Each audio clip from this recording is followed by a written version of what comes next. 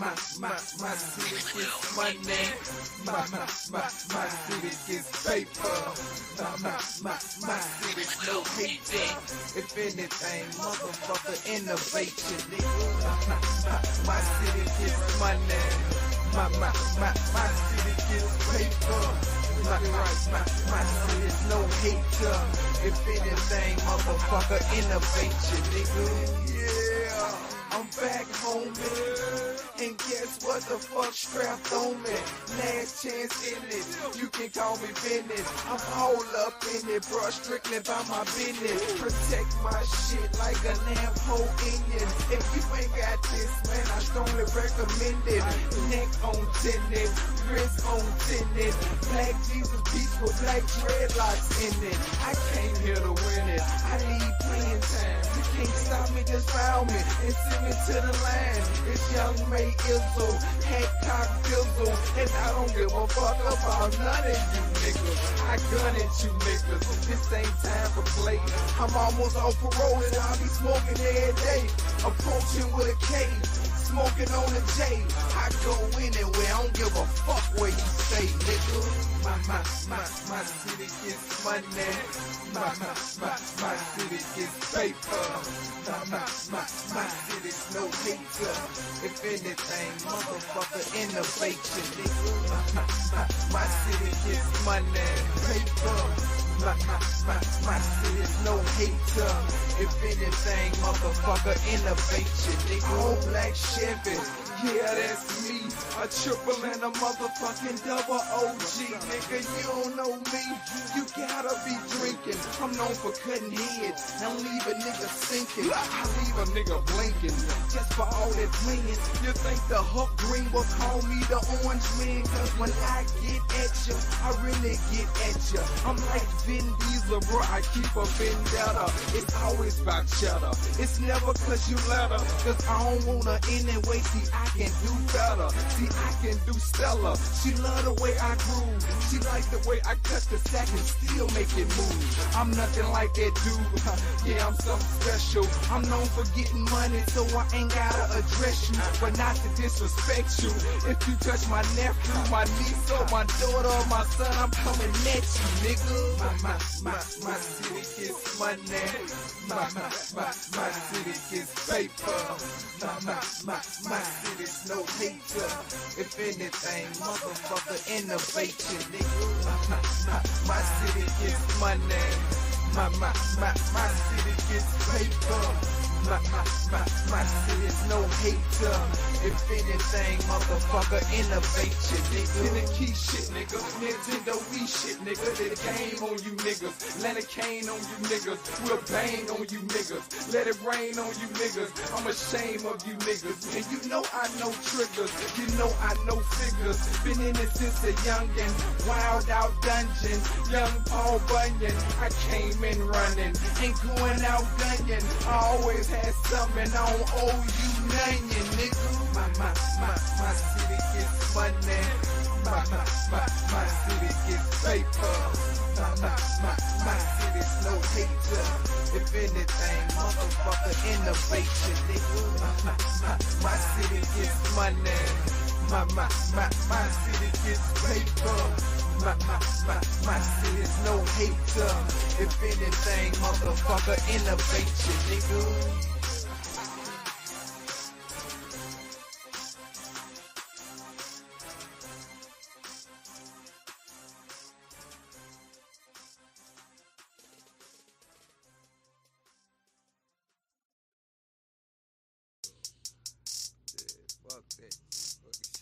My city gets money. My city gets paper. My city's no hater.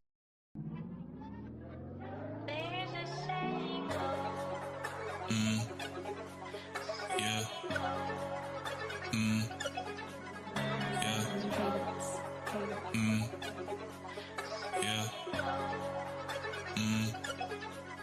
Yeah. So they told me to walk when the beat come on. Niggas love to talk like they on speakerphone. I've been spinning my wheels, now my tires gone. Yo, bitch watching me drink out this styrofoam. When she talking to me, told her dollar tone. And she said she can't handle the time I'm on. All these hoes getting knocked like they dominoes. Stacking these hundreds gon' need me a lot of those. Freakiest bitches, they be off the Casamigos. Yeah, I'm minding my business, they watching me though. You can't be high as me cause they call it beast mode. I swear all these girls tripping, I wife and these hoes. They gon' drain you up, come back down till it's zero. But she sucking me dry like she Team Mosquito. I don't like them in single, need more amigos. When this bitch off the liquor, she mother freak her. I gave Brody a key, let him start when he young. All this weed in my system, inside of my lungs. I can flow with my wings like a rebel or something. If you think I'm not peeping, I'm just acting dumb. Watch my back for no reason, I'm trying to get slumped. It's that time of the season, to copy you a gun. Fuck the police that's locking up niggas for none. I got family and friends and they still on the run. Let your faucet drip, cause my heart it might freeze it on top of shit. Now them niggas can't see me, a chopper bitch. It might be what I'm needing. My Brody be blacking out like he a demon. She said she want kids and I'm out full of semen. Take care of my own, but the kids had to leave him. Do shit when I won't fucking hand, I don't need them. And those are the steps that we take and repeat them. Hey, quit all that yelling, my girl is annoying. A nigga stand next to me, got a little boy in my look in my bank and I like I was going. You know what they say, if you can't beat them, join them. I hit us some soldiers, I gotta deploy them. I'm still ranking up in this bitch, I'm still loading. She matching the clue, both them bitches is foreign. She not mixed with something, I'm calling her born. I double cup up and I take me a sip. I'm taking the party right back to my whip. I keep me some extras inside of the clip. Shit start to get shicey, then we gotta dip. I need plenty relos, just snatch me a zip. Won't catch me from black and miles.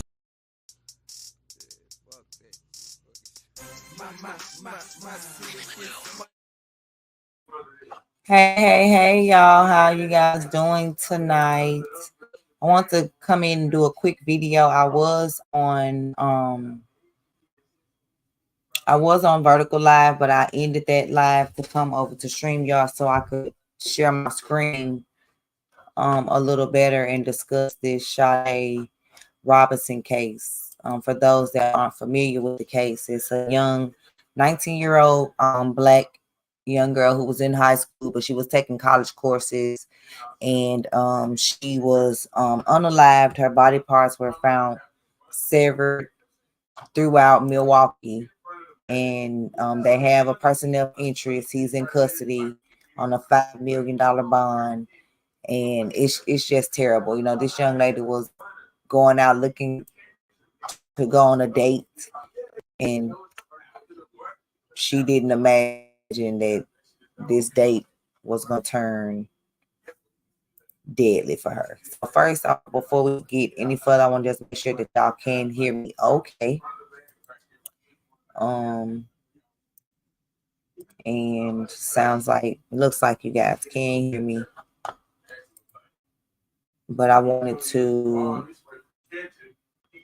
play this clip where her mom is basically pleading for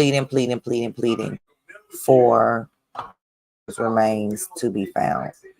Before we show that one, I'm just going to show this clip where Nancy Grace is discussing the sex dungeons and all that was found in his home. And it's like, what in the world? Sex dungeons? Like I said, I don't know, like, what happened with maybe, where he done this to her. Because clearly he's done this more than once. Like, he's definitely done this before.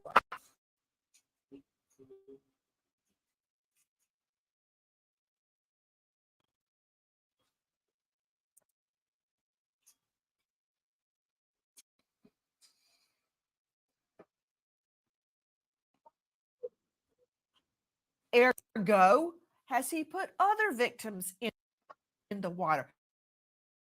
See where I'm going with this? Well, Nancy, I want to go back to what police are sharing, because I wanted to stick to what we know. And there's so much that we are still working to get. But we know that right now, police are just searching for Sade.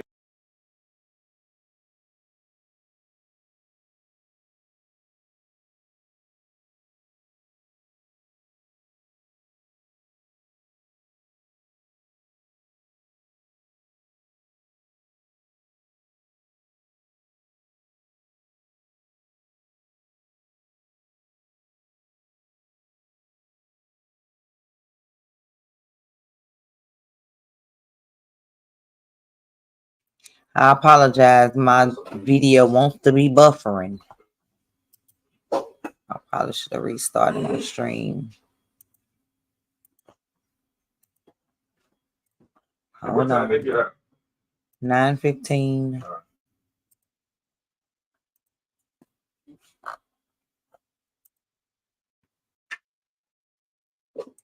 Like, why are you buffering? Like, what's going on?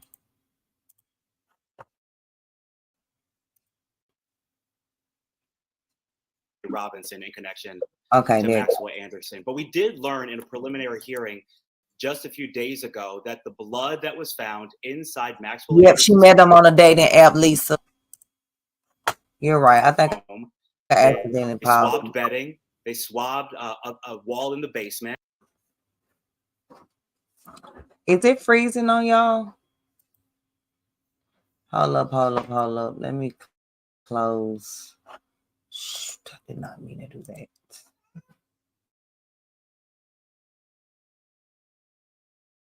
Let me close some of these apps.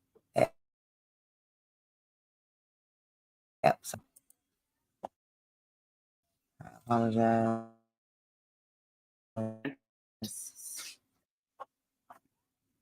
I don't know if I'm pausing or if it's pausing on its own. We know that that blood was not Sade Robinson's DNA. So I don't want to go too far talking about what else it could be, but we do know that it's not Sade Robinson's blood. And that was a development that came in that preliminary hearing too. But police are only telling us right now, Nancy, that they are looking at Maxwell Anderson and Sade Robinson together. They're not putting any other speculation out there, any other rumors out there either. Can I just do a lightning round with you, Aaron? Just a quickie. Let's do it. Isn't it true that civilians are the ones that find the body parts? Yes, no. Sure. In this case, Nancy, her family members have lightning been out round. searching. Yeah. Lightning round. Lisa, let me know if it's still freezing. Okay. And isn't it also true that a civilian found the blanket, the pet tribute blanket that was Sade's, near Sade, some of her remains? Civilians, yes, no. Yes. Aaron? Okay. And isn't it also true, Aaron Mabin, that civilians are the ones that are out searching for Sade and any of her remaining body parts? Isn't that true? That's right. Okay. My point is, police are saying right now, we're only looking at Sade as a victim. Thank you, Lisa. Really? Okay. Let's move forward with what we know. We know that the police have the suspect's blood. They've got his DNA, obviously. We know that they have Sade's DNA. So, hence, I would argue that the blood found in the home, since they're not saying it's the defendant's and they're saying it's not Sade's, it's somebody else's. Is that logical to you, Aaron Mabin? Right. Who blood is in this house? Nancy. Okay. Going forward from there, Dr. Eric Eason joining me, board certified forensic pathologist, consultant, on Facebook, Eric August Eason. Dr. Eason, thank you for being with us. Who blood is in this house, y'all? Just in a nutshell, and I'll delve back into it before Aaron Mabin gets called off to a scene. Dr. Eason, isn't it relatively easy for a medical examiner like yourself, who has performed literally thousands of autopsies, to determine whether or not a torso has been submerged in water or has it been out in the open in the elements? That's actually tough to determine. When I was listening to the comments from the other guest, I don't think you would be able to tell whether or not a torso would have been dropped into the water or simply dropped onto land. I think in either situation, it's going to appear the same. So I don't think you can tell. Wait. Okay, hold on. I've dealt with a lot of medical examiners and a lot of homicide cases. So you're telling me a torso that has been underwater for several weeks would look the same as a torso that had been out in the air above ground for several weeks? They would probably look a little bit different, yes. That is true. I would agree with that. Yeah. They look a lot different. Anything Yes. submerged in water, anything looks different. When you get in the bathtub for 30 minutes, your hands prune up, for Pete's sake.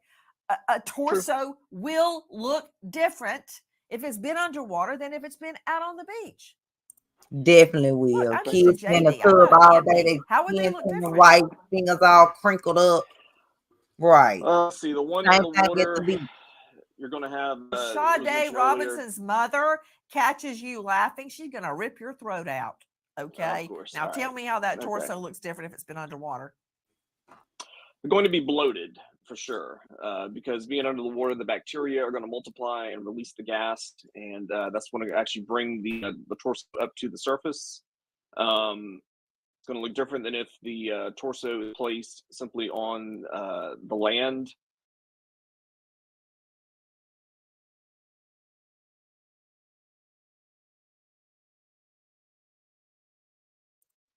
Okay, y'all. So that was that one. But wait a minute, there's some more. Just a minute.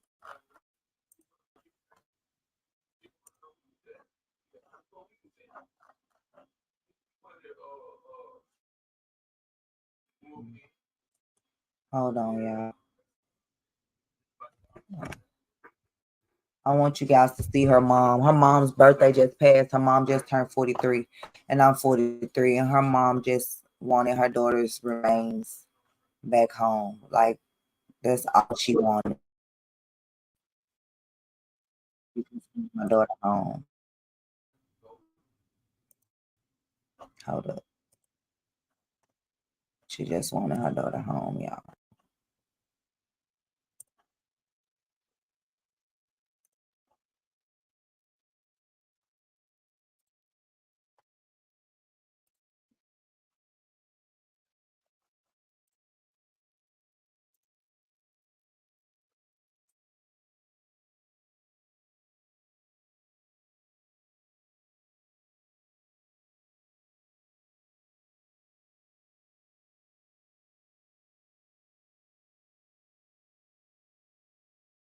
Ain't no way you telling me that it's not gonna look different if it's been submerged in water for days. Like, they need to cut it out.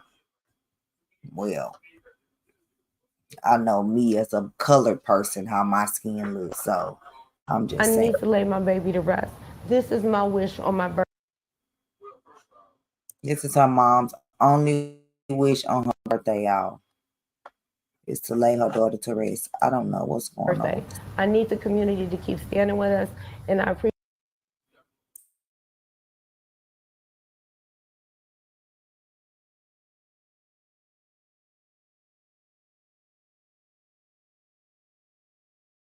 Appreciate all of the support.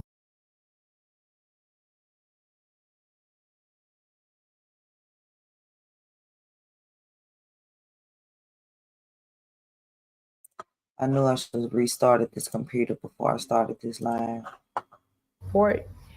This is Sade's voice being heard. Earlier tonight, the mother of Sade Robinson, Sheena Scarborough, commemorated her daughter after her tragic death by getting a new tattoo. Kaylee Starro talked with her about that and the ongoing search. At Black Rabbit Tattoo Collective, Aisha Valentine is designing a birthday tattoo for Sheena Scarborough. I spend every birthday with my daughters. We do small things, we do family things. Sheena's daughter, Sade Robinson, was murdered earlier this month. I knew my baby was an earth angel, but I didn't know that God was going to take her from me this soon. Her angel's wings, this one right here. Oh, no, that's terrible. Now a part of her forever. The only thing I came to do was get my first tattoo of my baby. A birthday tattoo and a plea to the entire community. Right now, I need us to focus on finding the rest of my baby, please. That's all I'm praying for. That's all I want for my birthday wishes. From the hum of a tattoo gun to the waves of the Milwaukee River. Family and friends were out doing just that on Saturday, searching for clues. By Kern Park, we've had kayaks, wetsuits as well. Just trying to find anything.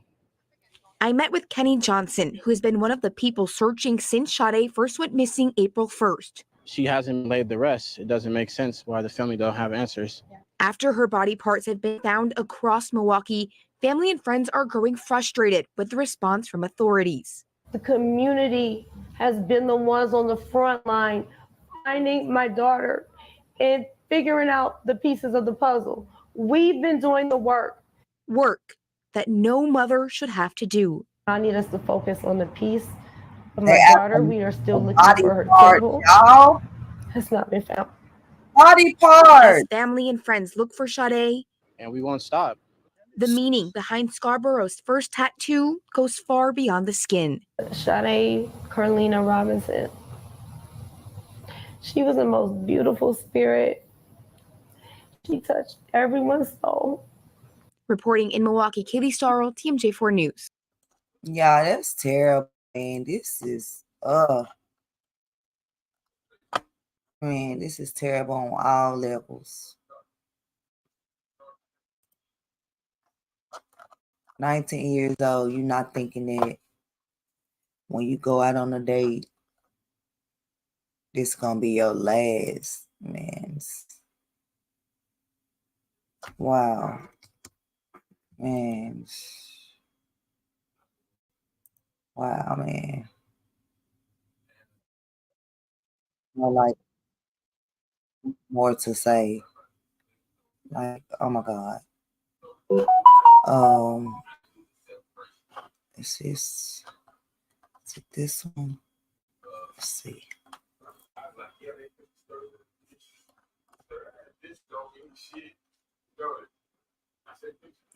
We want.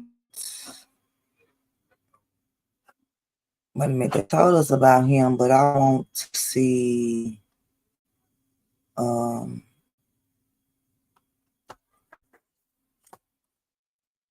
Wait a minute. Like they said, they still trying to find all this girl remains.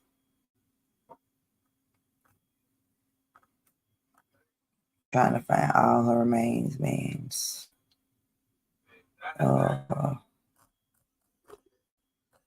Okay, it's this where we'll get inside this murderer's head. It's like, what was he thinking?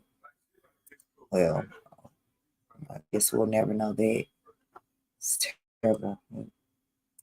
Have y'all seen what the people have been like? I saw a video where a person was walking down the street and was eating a severed leg, y'all. Was eating a leg.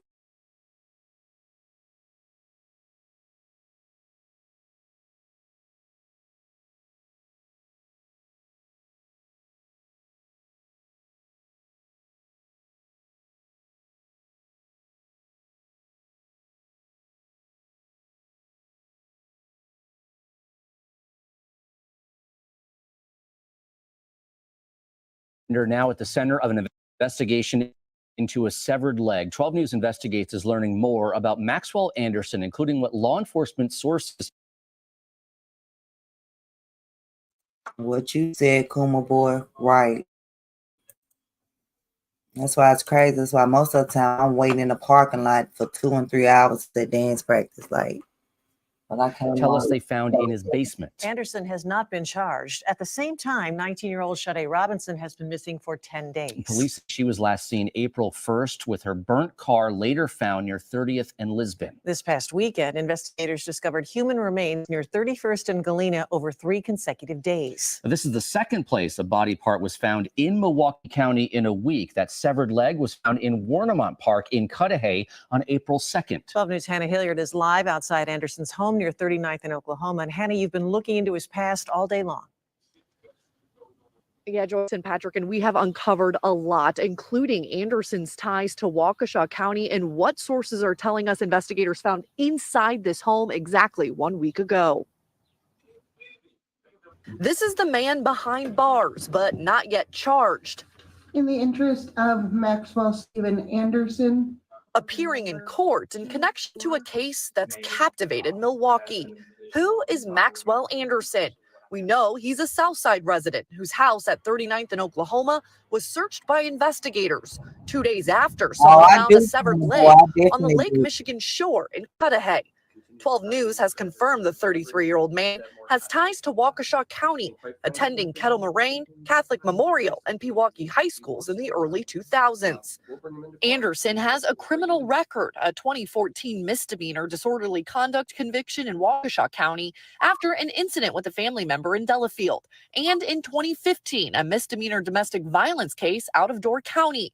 For the last few years, he's worked at several Milwaukee bars. He works full-time, including the Rave from 2018 to 2020, most recently working at Victor's nightclub on the East Side. A woman who claims she met Anderson there spoke to 12 News by phone, but asked not to be identified out of fear for her safety. Wow. She says he once invited her to his Southside home. I remember there being something about a hole in the yard, and this was back in fall. I remember asking about it, and it was like, oh, I'm building a garden.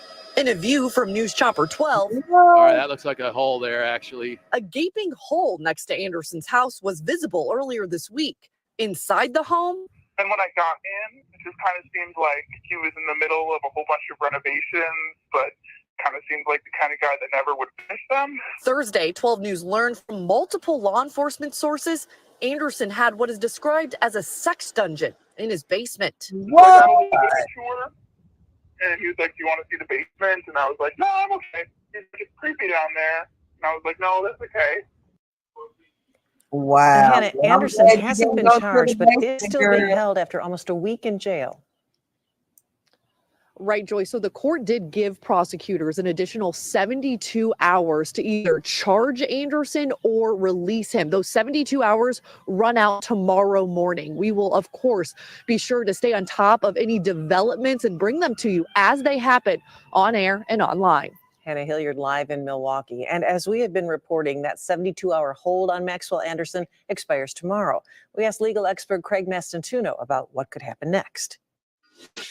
If he's released, that doesn't stop prosecutors and police from continuing to gather evidence and potentially charge Mr. Anderson at a later date. In other words, tomorrow is not a dismissal or move forward date. It's a move forward with a complaint or release the suspect.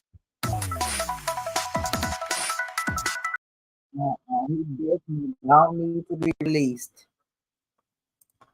He definitely do not need to be released. Glad they got him on that $5 million bond, because that's crazy that they cannot find the rest of this girl body parts. And obviously he's not talking, because if he was talking, guess what?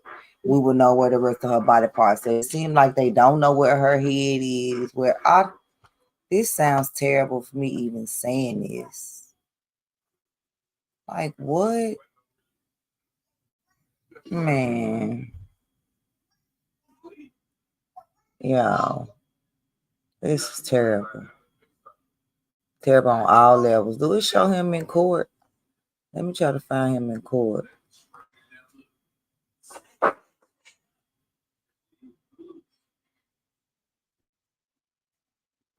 I love this lady's this channel's breakdown. Grizzly True Crimes.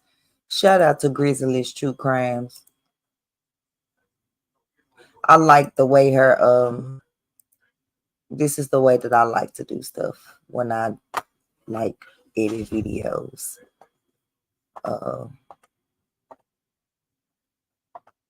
Yeah, the person probably should have called the police, especially how they were sounding. Like, yeah, they definitely should have.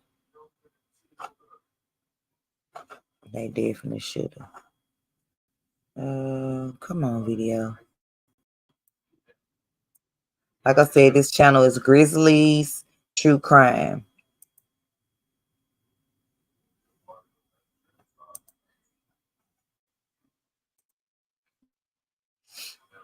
He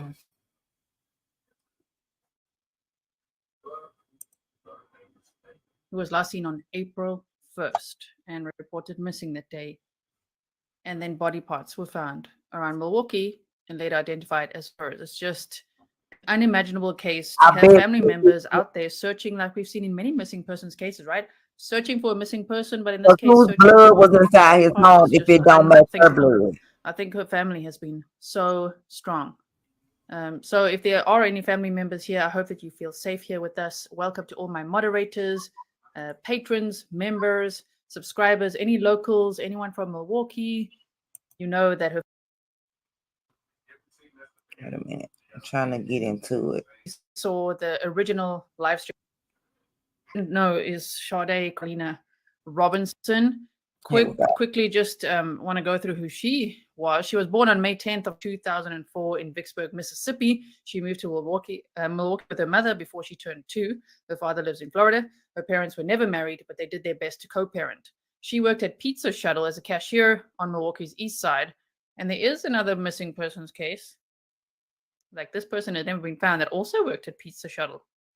Also in Milwaukee. I know we're all looking at, ooh. Oh, wow. Another missing person case, y'all, that worked there? 33 years old. Oh, wow. Start murdering and dismembering people. It's just like, wait, what? I didn't hear that. Allegedly. Now, Maxwell Anderson was back in court today. So we're going to discuss the updates. We're also going to look briefly at his hearing. It was like a whole 4 minutes. I was watching it there on Zoom, and then I'm like, what? That's it? So we'll go over that as well. She worked a second job at Wisconsin Club at the Wisconsin Club, where she also helped her sister get a job. And she was 1 month away from graduating from the Milwaukee Area Technical College with an associate degree in criminal justice. Oh my goodness. You could share the hashtag justice for Sade, or just Sade Robinson if you want to. That really helps when you do like and share. So we went over all of this last time in the previous episode. Okay, so go check it out. Maxwell Anderson, I've now corrected my typo. I don't know why I wrote Maxwell Williams. It's like Maxwell Williams. No, Maxwell Anderson is his name. Right, 33 years old. And oh my goodness, like I have many questions, right? We've gone over some of his criminal history, which is concerning. And I just wonder what else has he done? Because this is horrendous, right? So here's some gunshot time.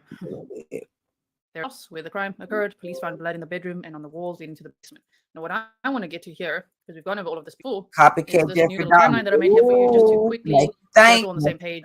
So on April 1st, there were texts between Sade and Maxwell between 4:15 p.m. and 5:18 p.m. She actually went to work that morning, like 9 o'clock, normal day at work. And then she was meeting up with Maxwell Anderson for a first date. And she told someone who was in the building that she was really excited for this first date. At 5:09 p.m., Maxwell entered this Twisted Fisherman from the West. That's actually a place where he used to work. He went in there to fetch his W-2 forms, but when he was there, he also told former co-workers that he was there for a first date. Wow. So somebody had said that they work in the comment section, they work in payroll, and that normally all the W-2s are sent out at the end of January. So maybe it's a bit odd that he fetched it then. But then others commented it's not odd because the taxes would have to be in, now, mid-April, mid-April. And so he was going there to fetch his form. Welcome, the Blue. So at 5:09 p.m., he went there, odd place to then say, okay, meet me here where I used to work. And who knows what the circumstances are of him not working there anymore. Apparently, he got drunk on the job quite a lot. So he job hopped quite a bit. Then at 5:20 p.m., Sade entered the Twisted Fisherman from the East. This is all from the criminal complaint. We've already gone over the entire thing, which is why that previous live stream is a little long, but it's timestamped for you. So you can literally just skip to the parts that you want to see. And I would highly recommend listening to the criminal complaint to get all the details. So at 5:20 p.m., Sade enters Twisted Fisherman from the East. Both of them leave at 6:24 p.m. Both head east, so now they're going in her vehicle. And then at 7:04 p.m. to 9:06 p.m., they spend time at Duke's on Water. Okay. Then I'm showing you this as well because I don't know if you're anything like me. I want to know, well, how long were they at his house? And it's actually scary to think that it's not that long. Within 3 hours, this guy, Maxwell Anderson, allegedly murdered. Sound more like than allegedly. Jeffrey Dahmer. Y'all know Jeffrey Dahmer get them over there and try to get them drunk, and and then next thing you know, he tying them up and cutting off their body parts. That is crazy. Oh my God. Or trying to this is making my body hurt. Him put on camera. Body parts found everywhere, like, oh my goodness, blood in his house. But from arriving at his house to leaving is within 3 hours? Oh my goodness. Welcome to Joe, Jack alone. So they left at 6:24, both at East. So from 7:04 to 9:06, they spent some time at Duke's on Water, just having a first date, having drinks, eating, And then from 9:06 p.m. to 9:28, they were traveling towards Maxwell's house. And then you see that from 9:28 p.m. to just before 1 a.m., they were at the house. His house. Right? So they say on the criminal complaint, at approximately 11:25 p.m., there is human movement in the backyard again. This movement continues on and off until approximately 12:45 a.m. But that says human movement. So it seems to me that from 9:28 to 11:25, those 2 hours or so is when everything happened. Oh, that is so hectic. So imagine someone meeting up with someone for a first date, being like, definitely not his fault. Maybe he spiked a drink. How do we know? But like, took her back to his place and then murdered and dismembered her, and then got in her vehicle. and then scattered body parts everywhere. Like, what is this case? Oh my goodness, Right, it's and scary. then ram through So it. yeah, I just wanted to bring you some bullet points for the timeline because it can And get a little then bit set the daunting. car on If you're fire mystery from the obsessed, thank you so inside. much. So on April 2nd, from just Oh, before, wow. so 12:48 a.m. to 1:38 a.m., the vehicle and phone travel away from Maxwell's residence. From 3:24 a.m. to 4:35 a.m., he was stationary at Wardiman Park. From Oh, 4:35 wow, a.m., that's when y'all. Sade's phone battery dies. At 7:32 a.m., Sade's vehicle was discovered. It was on fire. People saw a man light the vehicle on fire, and they're like, "What?" And they called the police. So already early in the morning, they went to the vehicle and discovered Sade's clothing in the trunk. And so at 8:43 a.m., Oh, Maxwell my. arrived back home. That was a very, very busy night he had. A terrible, horrifying, it sounds like Dahmer, you know, 2024 kind of night. Like, is this? And at 9 p.m. on that day, Sade was reported missing by her friend. Now, that next day already, body parts were found. They found her right leg, which all these words sound so scary to say. Like, oh, they found a right leg on there at the bluff by Lake Michigan, and what? And then the police put 2 and 2 together and investigated and were able to confirm it was Sade's right leg. On April 3rd, police conducted a welfare check at Sade's apartment, and of course, no contact was made. On April 4th, they had a search warrant at Maxwell's house, and on April 6th, a foot and flesh was discovered near where the car was. Wow. Okay, then. Angela says, is there a video from the last bar? There probably is, but we haven't seen it yet. You know, now they're going to keep things probably close to the vest for the investigation. So that is what we know so far with the timeline. Okay.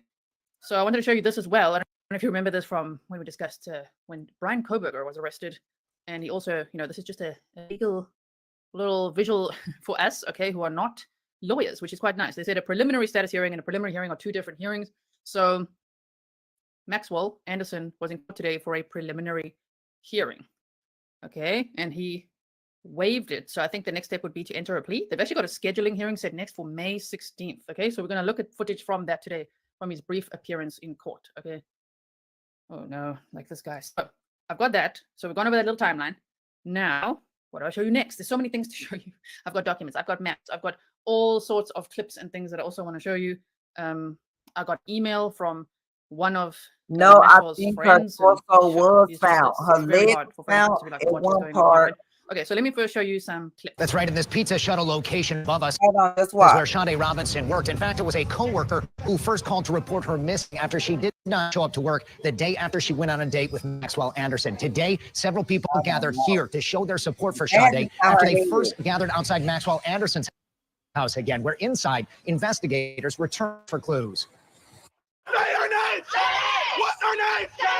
A group of 20 supporters continued to demonstrate for Sade Robinson Tuesday. The group consisted of a few family members and a few friends, but the majority were strangers who did not know Sade, but still wanted to honor her and support her family. They started at Maxwell Anderson's house Tuesday afternoon. That house looked much different from the night before, when there was an overwhelming display of support during Pink Out. They filled Anderson's yard and covered his home with balloons, posters, and messages supporting Sade. But at some point overnight, someone removed most of those decorations, so Sade's supporters returned Tuesday. Police tape and stationed officers kept them off the property this time, but they replaced many of the items on the sidewalk, trees, and the street itself. When the group started impacting traffic and causing backups, police cruisers blocked off each end of the block to prevent cars from driving past the house. Meanwhile, a flurry of activity was going on inside the house. The Milwaukee County Sheriff's Office confirmed investigators were back, quietly conducting a follow-up search. With little attention, they blocked off the rear alley and entered the home through the back entrance. They drew the blinds in Anderson's upstairs apartment and put up black plastic to block out the downstairs picture window. Still, many of Sade's supporters noticed the activity and went through the backyards to look. They shared these photos with us of Anderson's backyard. When rain started to fall in the early evening, they packed up and headed out to the pizza shuttle on Farwell, where Sade Robinson worked. Strong winds kept them from staying long, but they left a mark, more messages of support and pledges for justice. Sure, the way they say her name, it's so powerful, Sade Robinson is her name. You could share the hashtag justice for Sade Robinson. Her mom was also recently on Nancy Grace. I'm going to show you a clip of that. It was just, I just feel so terrible. Terrible, y'all, man. I for Sade's friend. She was only 19 years old. She was 1 month away from graduating. No brother, no auntie, no her birthday. Oh my goodness, it's almost her mom's birthday too. They were ready to ready and excited to celebrate their birthdays together. Now, this evening, I asked the sheriff's office if they're specifically looking for more missing body parts or forensic evidence. A spokesperson declined to get into specifics, but did say that investigative team is looking for any and all evidence. Here in Milwaukee, Adam Rive, CBS 58 News. Hey, Lovelace. Okay, So this is the hearing from today now. This was Maxwell Okay, Anderson's so this is the hearing. latest court appearance. And so it was pretty uneventful, as these hearings would usually be. But at least, you know, wheels of justice are turning slowly, but they're turning. And the next time he'll be in court is May 16th for a scheduling hearing. 24 CF 1692, count 1, first degree intentional homicide, count 2, mutilating a corpse, count 3, arson of property other than building. This case is sent to Judge Kai's branch 45. Ian Van Skerzan for the state. Good afternoon, Your Honor. Attorney Anthony Cotton with Maxwell Anderson. He's here in person. Good afternoon. That is Maxwell Anderson right there. Commissioner Stark, I filed an amended criminal complaint. The purpose of that amended criminal complaint was to essentially include a footnote regarding the blood recovered in the residence. The footnote is on page 6, and it just indicates that the preliminary DNA analysis supports the conclusion that there is no support for inclusion of Robinson's DNA in the blood or swabs that have been tested, and then some of those. So none of her blood is in his house, y'all. Yeah, Are y'all you guys hearing are all me? saying, listen to the footnote. Someone was saying earlier as well, I have a question about the footnote. That is incredibly scary. If they're saying that some of the blood in the home did not match Sade's, this guy is, I think it's so terrifying. Once they actually So who blood was in his house, y'all? You know, him bully and many other cases, many other missing persons, because I think what they're going to uncover is a lot worse than we can imagine. That because it was brought up at the initial appearance, so that's why I included that. Otherwise, I think there was just a couple Scrivener's errors that were corrected. The rest of the information remains unchanged, and there's no additional charges. Right. I did have noted that an amended complaint was filed. Any objections to probable cause? Not at this time. All right, I have read the criminal complaint. It does state probable cause. Waive reading? We do. All right. I'm showing you a document that's called preliminary hearing, questionnaire, and waiver. Is that your signature near the bottom of this page? Yes, sir. Did you read this document, or did your attorney read it to you, or both? Both, Your Honor. And did you understand it? Yes, Your Honor. Did you understand that if you had a hearing, the state would have to produce witnesses and perhaps other evidence to show that you probably committed a felony? Yes, Your Honor. Did you also understand that by waiving that hearing, you are conceding that the state can establish probable cause and you will be ordered to stand trial? Yes, Your Honor. Anyone make any threats to get you to give up your hearing? No, Your Honor. Anyone make any promises to get you to give up your hearing? No, Your Honor. I will find that Mr. Anderson has made a knowing, intelligent, and voluntary waiver of his right to have a hearing and ordered him bound over for trial. I'm also in receipt of a request for substitution of judge against the Honorable Gene Kais. That is approved. I filed a signed and dated information today. I sent a copy of that document to defense counsel prior to the hearing. Acknowledge receipt, enter not guilty plea subject to our substitution request. Thank you. This case will be reassigned to Judge Sander, branch 28.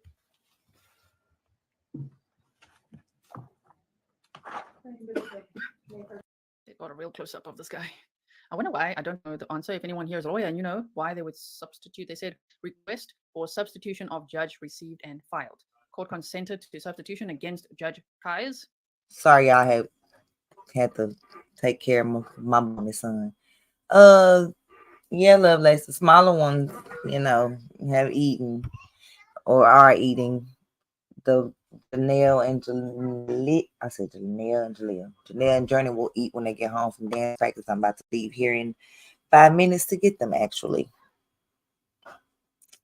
And yeah, serial killer, like for real. Like, this is scary. I know you is, I know you do. Like, if her blood is not in his house, then who blood? Answer that. Can I answer that? If her blood is not in his house, who blood in his house? Let me sit up straight. Whose? Is it human blood? Is it animal blood? Like, because if it's human blood, that's probably why they got him on that $5 million bond, because it's human blood, but it's just not her human blood. And if you heard the lady at the beginning of the interview, or not the beginning of the interview, beginning of the reaction, she said that another person that worked where Sade worked is also missing. I'm going to look into that. I'm going to find out that person's name and see. Oh, y'all talking about the plate. Yeah, a $5 million bond. Yep. Good. Good for him. Good for him.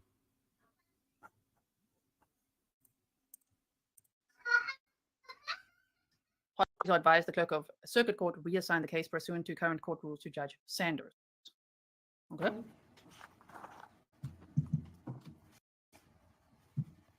I'm there Thursday afternoon, the 16th. Okay, let's take that. Next court date will be May 16th at 1:30 for a scheduling conference in Branch 28. Thank you. Thank you. Have a good day, Your Honor. You too. Yeah. May 16th, next court date. So next So court, May that's already in 16th, the court calendar as 15 well. days. That'll be a scheduling conference. So they got probable cause, scheduling conference next. So 15 I'm assuming the case will go days. to trial. Also, Lily Blossom said, who else from Pizza Shuttle is missing? My grandson worked there and he hasn't heard anything about that. He worked with Sade and said that she was the nicest person.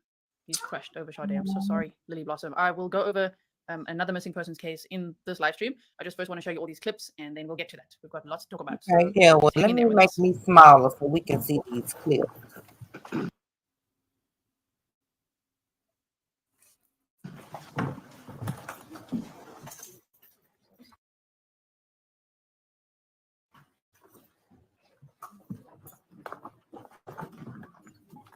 This is scumbag, for real. Yes, this is her young lady. So this is some bad, and surveillance footage from Maxwell Anderson's home, and it would be Sade's vehicle leaving.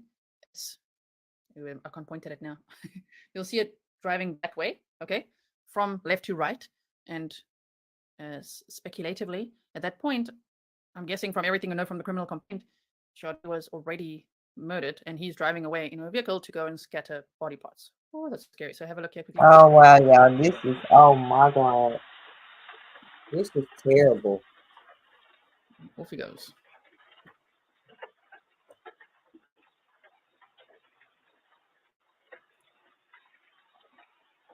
We begin with another. Okay, so we still got about 11 minutes worth of clips that I do want to show you. The cats are in the office all saying hi. Joe Jackalone, love it. He's got his snarky pants on. He said, got his hair all done for this appearance. Yeah, he did. Disturbing discovery in the murder of 19-year-old Sade Robinson. Authorities confirm they found an arm and her torso along the beach in South Milwaukee. It's about 4 miles south of Warnemont Park in Cudahy, where her leg was discovered. It is. I'm going to pause it there. We ran some extensive map time as well. But if you look there at the 3305 Mariner Road, that is now where an arm and torso were. So they did find the leg first and then arm and torso next. And if I'm not mistaken, she has a tattoo on her stomach, on her torso, and that's how, or back here, and that's how they were able to definitely know that it was her. Discovered. It's just unbelievable. Like, and volunteers, family members searching for body parts, finding these body parts. It's just unbelievable. An arm and a torso were located. Now the fourth confirmed discovery of Sade's remains. Megan Lee has been at the beach all day talking with neighbors who feel like now this investigation has hit quite close to home. You can still see footprints all over this remote beach that's along Lake Michigan here in South Milwaukee. Neighbors tell me investigators were out here for much of the morning on Thursday. This home security camera footage shows investigators by the Milwaukee County Medical Examiner's van just up the hill from the beach. It's yards from my front door. Someone walking the remote beach around 7:30 this morning found a torso and an arm just yards away from Angela Buchanan's home. I'm definitely on edge now. Milwaukee County Sheriff's Office believes the body parts belong to 19-year-old Sade Robinson. This is not something that anybody should have to go through, especially such a young girl. Angela was just down on the beach the evening before walking her dog. It just kind of makes me like scared now to kind of want to come down here with my dog, you know, and do what we do every day, because am I going to come down here and be the next one that's going to find more body parts? Angela's neighbor Gail, who didn't want to be on camera, says the beach is her escape. Is this disturbing to you?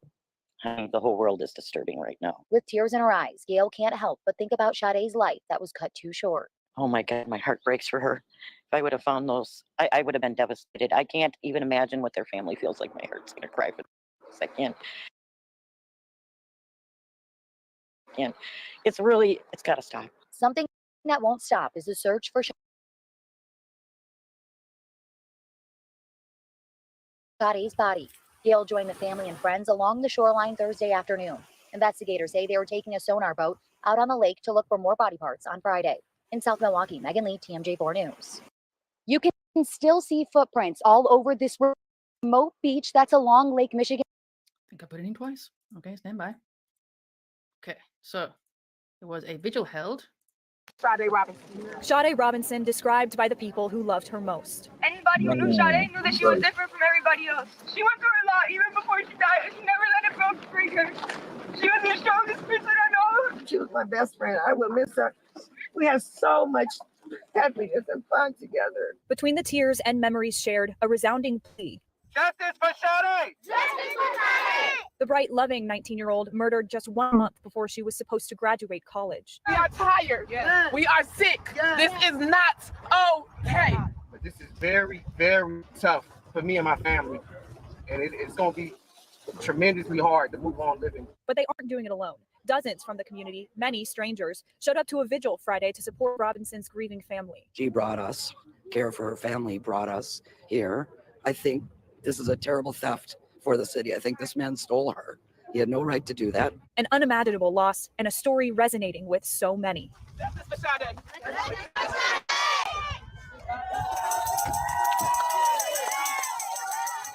Emily joins us live now from Kilbourne Reservoir Park. Emily, people there say that they are determined to make sure no other family has to go through something like this. Her friends and family say that they're working on starting a nonprofit called Sade's Voice to support the families of missing Black women and children. Emily Pofall reporting in Milwaukee's River West neighborhood tonight. Seconds ago, the Hone Bridge went pink in honor of Sade Robinson. Pink was her. Isn't that so beautiful? Sure. I'm really glad that they're doing all of this for Sade as well. You know, this whole bridge is all lit up in pink. It just looks so beautiful. Favorite color. We're turning now to the homicide of Sade Robinson. People in our community, many who never knew that 19-year-old, continued to show up at memorials in her honor today. They tied pink ribbons around trees at Warnemont Park in Cudahy, where the first of Sade's remains were discovered nearly 2 weeks ago. Kaylee Starl talked with some of them earlier this evening. I've seen people all afternoon come here to Warnemont Park, the same park where nearly 3 weeks ago, Sade Robinson's leg was recovered. They tell me they hope to turn this place of tragedy into awareness with these. Like maybe looping them on the gate. Barbara Jones spent hours cutting these pink ribbons in honor of Sade. Really came out to not only memorialize the memory of Sade, but to bring some good spirits and beauty to a place that Anderson turned so ugly. While talking with Barbara, more neighbors showed up to Warnemont Park with more pink. Yeah, just start putting them wherever. Pam, Cynthia, and Christine don't know each other or Sade. And I didn't know Sade, but I feel like I do know her more. And it's sad that I didn't know her when she was alive. Even in death, her life is bringing people in our community together. Because more and more people that didn't even know Sade, they're seeing that, the family hopefully is seeing that that everybody's supporting her. From Pizza Shuttle, the place she worked, to Kilbourne Park, where dozens gathered for a vigil Friday, Sade's favorite color, pink, is bridging this community together. Letting people see, they see these random pink ribbons and pink all through the city. They'll know that it's in relation to a beautiful life lost too soon. It's not just a quick pause there. Wait. Yeah, she was on the first date with money. I'm sure you'll have the best attorney. So one of Maxwell Anderson's friends has emailed me. As you know, I protect all my sources, so I would never reveal names or anything like that. So I hope they feel safe if they are watching. And said that Maxwell actually has a very rocky relationship with his dad and has for a long time. He's never mentioned his mother to this friend. You know, and the friend was very close to him. The friend did not know about the sex dungeon. He's been in his basement many times, and he was actually, you know, supposed to meet up with him soon to hang out for a weekend. And wow, now he's trying to process. Wait, what? He did what? So the friend didn't see a sex dungeon. The friend didn't see that he was capable of this. You know, because I mean, people like that, as we know, compartmentalize. I'm talking about the alleged killers, and you know, if he is a serial killer, if it turns out to be like that, they compartmentalize and they wear many masks, as we've seen. I mean, if you think of Jeffrey Dahmer, who I wrote a book on, if you haven't ever listened to my audiobook or got the book, you can check it out there. He compartmentalized and had a job and, you know, continued with his life while doing the sickest things, right? Okay. Janet says, G's got all the tea. I've got the tea. Okay. So I found that interesting that he has never spoken about his mother and apparently cannot stand his father's girlfriend. So there's some resentment there already. Okay, love. I think what links him to her other than date is he's seen driving a car from his house after he done cut her up to scatter body parts. Here's the part. I'll rewind it for you and back to where we were. Okay, so this is some surveillance footage from Maxwell Anderson's home and it would be Sade's vehicle leaving. It's Sade's vehicle You'll leaving. see it driving that way, okay, from left to right, and speculatively, at that point, I'm guessing from everything I know from the criminal complaint, Sade was already murdered, and he's driving away in a vehicle to go and scatter body parts. Oh, that's so scary. So have a look here quickly. You don't have to read up more on it. That's what I'm for. Give you all the details you need.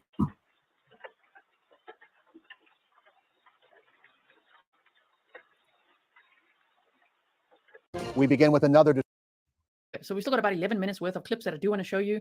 The cats are in the office all saying hi. Joe Jackalone, we love it when he's got his snarky pants on. He said, got his hair done for this appearance. Yeah, he Disturbing discovery in the murder of 19-year-old Sade Robinson. wanted you to see Authorities that confirm part. they found an arm and her torso along the beach in South Milwaukee. It's about 4 miles south of Warnham Park in Cudahy, where her leg was discovered. I'm just going to pause it there. We've done extensive map time as well. But if you look there at the 3305 Mariner Road, that is now where an arm and building that she was really excited for this first date. At This 5:09 other p.m., part, Maxwell and then we're entered gonna go back this to where we twisted were. fisherman from the west. That's actually a place where he used to work. He went in there to fetch his W-2 forms, but when he was there, he also told former co-workers that he was there for a first date. So somebody had said at work in the comment section that they work in payroll and that normally all the W-2 forms are sent out at the end of January. So maybe it's a bit odd that he fetched it then. But then others commented it's not odd because the taxes would have to be in, now, mid to end April. And so he was going there to fetch his form. Welcome back to the blue. So at 5:09 p.m. he went there, odd place to then say, okay, meet me there where I used to work. And who knows what the circumstances are of him not working there anymore. Apparently he got drunk on the job quite a lot. So he job hopped quite a bit. Then at 5:20 p.m. Sade entered the twisted fisherman from the east. This is all from the criminal complaint. We've already gone over the entire thing, which is why that previous live stream is a little long, but it's timestamped for you. So you can literally just skip to the parts that you want to see. And I would highly recommend listening to the criminal complaint to get all the details. So 5:20 p.m. Sade enters twisted fisherman from the east. Both of them leave at 6:24 p.m. and both head east. So now they're going in her vehicle. And then at 7:04 p.m. to 9:06 p.m., they spend time at Duke's on Water. Then I'm showing you this as well because I don't know if you're anything like me. I want to know, well, how long were they at his house? And it's actually scary to think that it's not that long. Within 3 hours, this guy, Maxwell Anderson, allegedly murdered. It's a lot more than allegedly, though. But, we have to say allegedly, but still, it's like, damn, there's a lot of evidence against him, like him caught on camera, body parts found everywhere, like, oh my goodness, blood in his house. But from arriving at his house to leaving is within 3 hours? Oh my goodness, welcome to Joe Jackalone.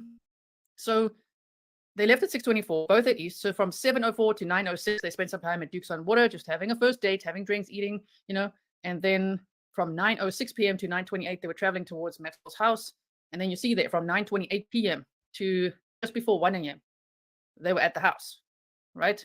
So they say on the criminal complaint, at approximately 11:25 p.m., there is human movement in the backyard again. This movement continues on and off until approximately 12:45 a.m.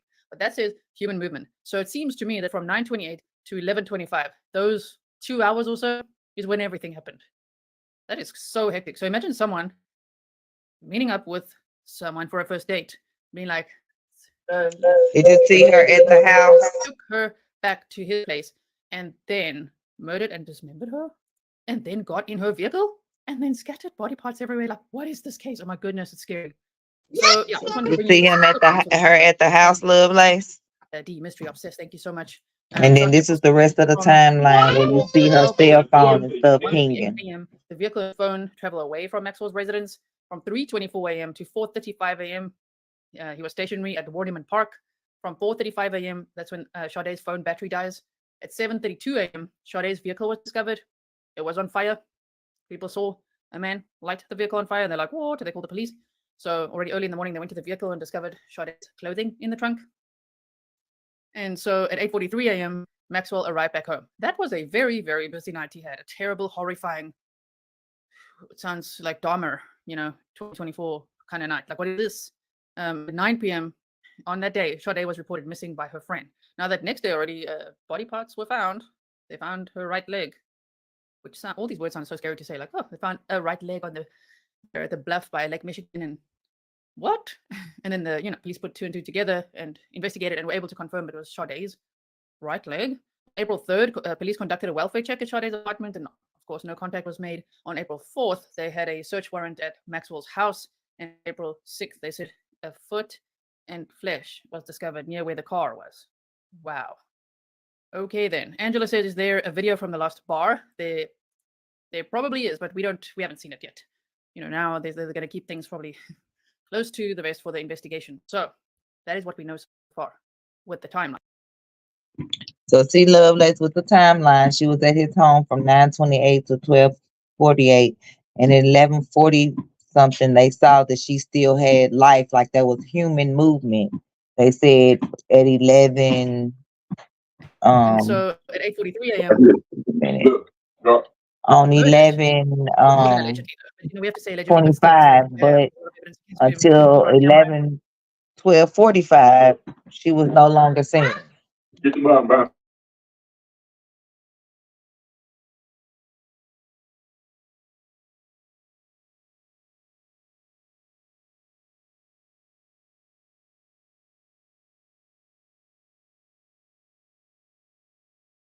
Body parts found everywhere, like, oh my goodness, blood. And then meeting up with Sade was reported missing by her friend. Now that next day already, body parts were found. Right there. And then, as you can see right here, from 12:48 to 1:38, the vehicle and her phone travel away from his residence. 3:24 to 4:35, he's at the park, which that's where her leg was found, the severed leg. 4:35, her phone battery died. Her vehicle was discovered.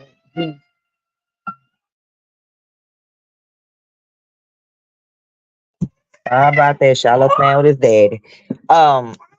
Sade vehicle was discovered, but he set the vehicle on fire from the inside out, Lovelace. So I don't know if they were able to obtain any DNA evidence. And then she was reported missing by her friend.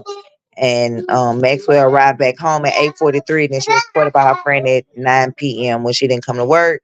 They conducted the welfare check April 3rd at her apartment. She wasn't there. Search warrant April 4th at his house. And then her foot and flesh was discovered on April the 6th.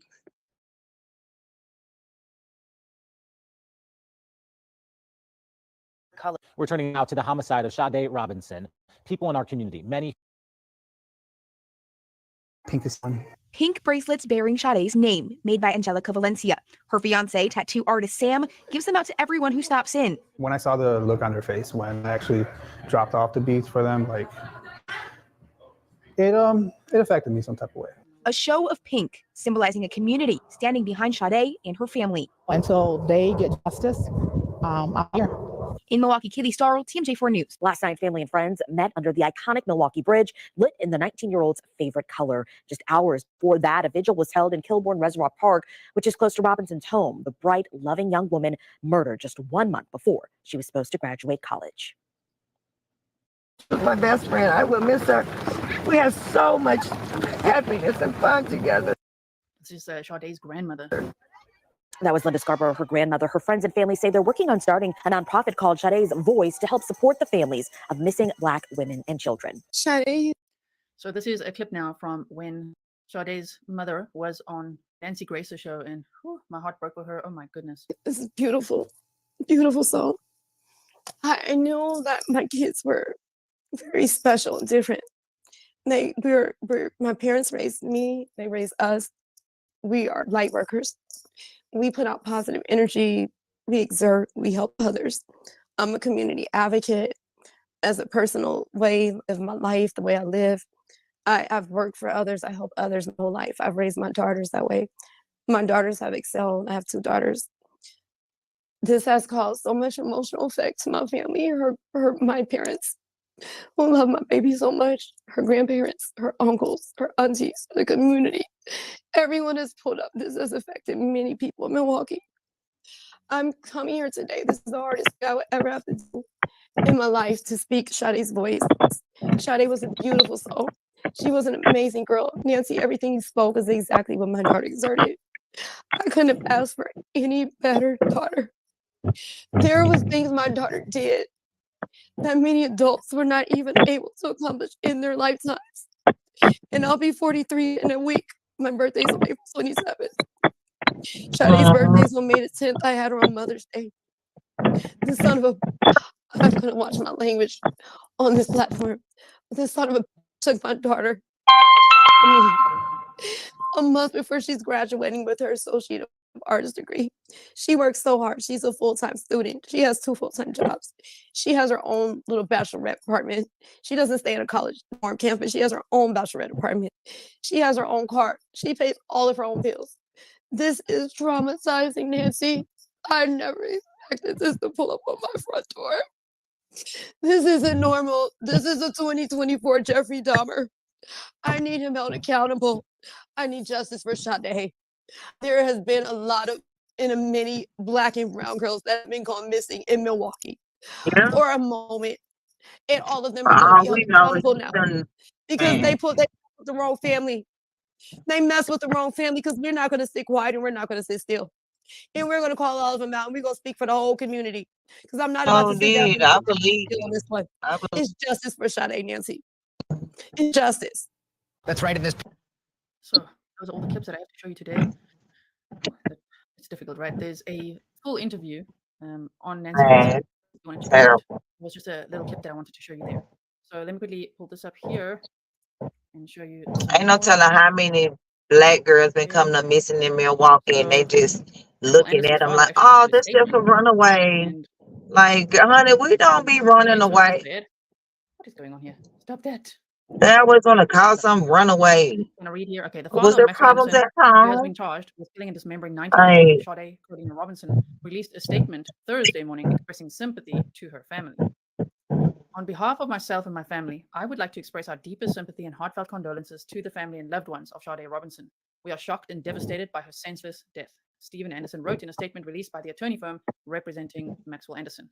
To Sade's mother and father, words cannot express our sorrow for the incomprehensible pain and grief that you are going through. We join the entire community in celebrating Sade's life. Stephen Anderson ended the statement by requesting the media respect his family's privacy. So he released that statement. Then I went here to this missing persons page for Wisconsin, and I filtered it for Milwaukee just to see. I mean, one could look further than Milwaukee, and it's just so sad to see all the missing people, you know, like this. So there's a few here. You know, if you look at more recent years, but as Jeff Lone said on Court TV this morning, if they look back 10 to 15 years, because of course Maxwell Anderson is 33 years old now, we're gonna look what he was up to in the last 10 to 15 years, and we already know of some of these horrible criminal records and things like that. Wow. So I just had a look here, and there's actually I think it's this article here. Yes. Okay. Here's where they go. Loveless, there was a video of him leaving her car that was set on fire and him getting on the bus right there where the car was set on fire at. Over the past few weeks, Milwaukee has been rocked by the disturbing and unfolding case of the murder of Sade Robinson, a 19-year-old Milwaukee woman. On April 2nd, Robinson was reported missing by a friend after she didn't show up to work or return phone calls. Maxwell Anderson, 33, was later charged with the first-degree murder of Robinson and the dismemberment of her body.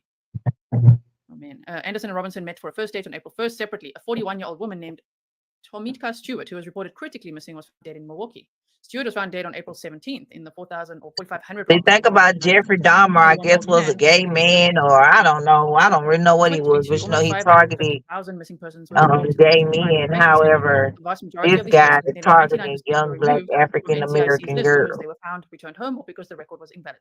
Since January of 2020, 4,814 women ages 18 to 99 have been reported missing to law enforcement and entered into the nationwide database, according to the Wisconsin Department of Justice.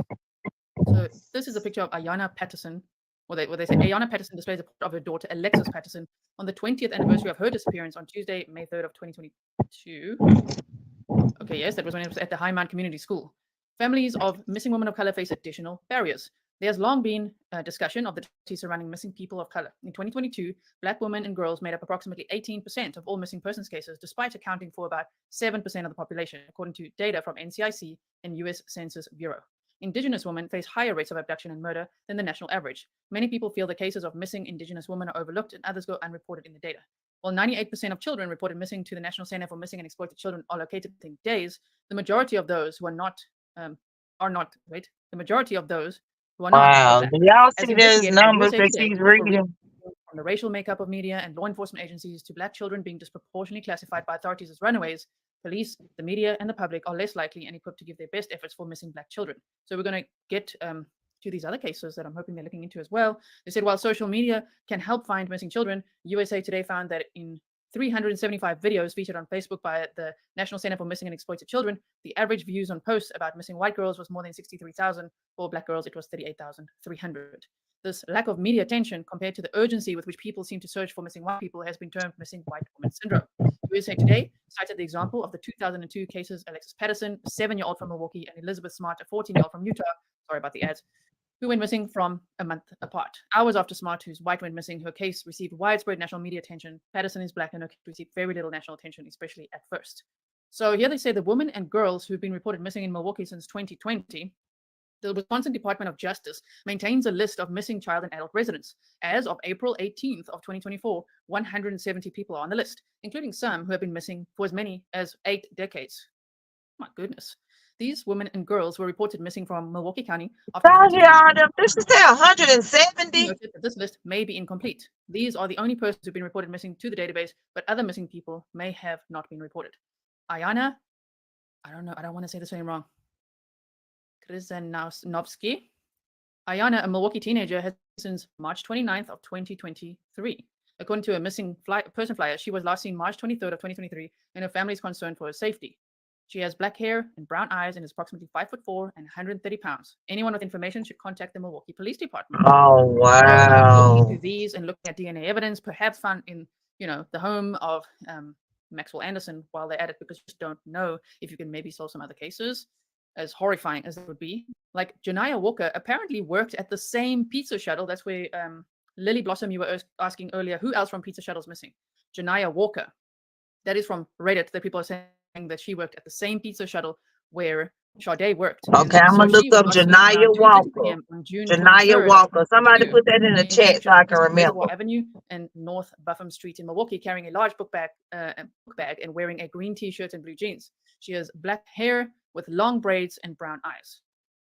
The day that she went missing, Walker was supposed to be picked up from her house at about 4 p.m. by her father. Her mother was at work, and the two exchanged text messages in the afternoon. Phone records show that Walker tried to call her therapist around 3:27 p.m. and later that night sent her therapist a text indicating that she had run away from home.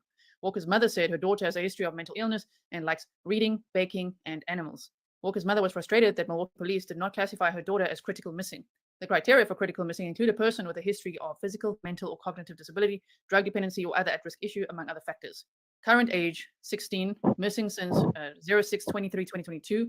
Last known location, wow, race black, linked to missing person flyers there. I'll put this and the Milwaukee missing persons links in the description box for you. Wow. So then they say Sandra Eckert, then 70, was last seen in her home in Franklin on the evening of March 26th of 2021 after she left her residence following an argument with her husband, Wes Eckert. Approximately 5'7", 130 pounds with blonde hair and green eyes. Last seen wearing black leggings, colorful tennis shoes, and a large navy blue and teal North Carolina Tar Heels starter jacket.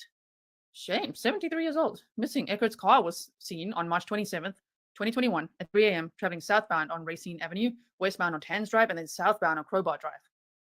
For the car, a gray 2005 Dodge Stratus sedan had been found. Wow. Some people just missing persons cases, they just bother me so much. Like, where are these people? What happened? Oh my goodness. So in the summer of 2021, the Franklin Police Department began treating Eckert's case as a homicide. Eckert's family is offering a $50,000 reward if it leads to a conviction.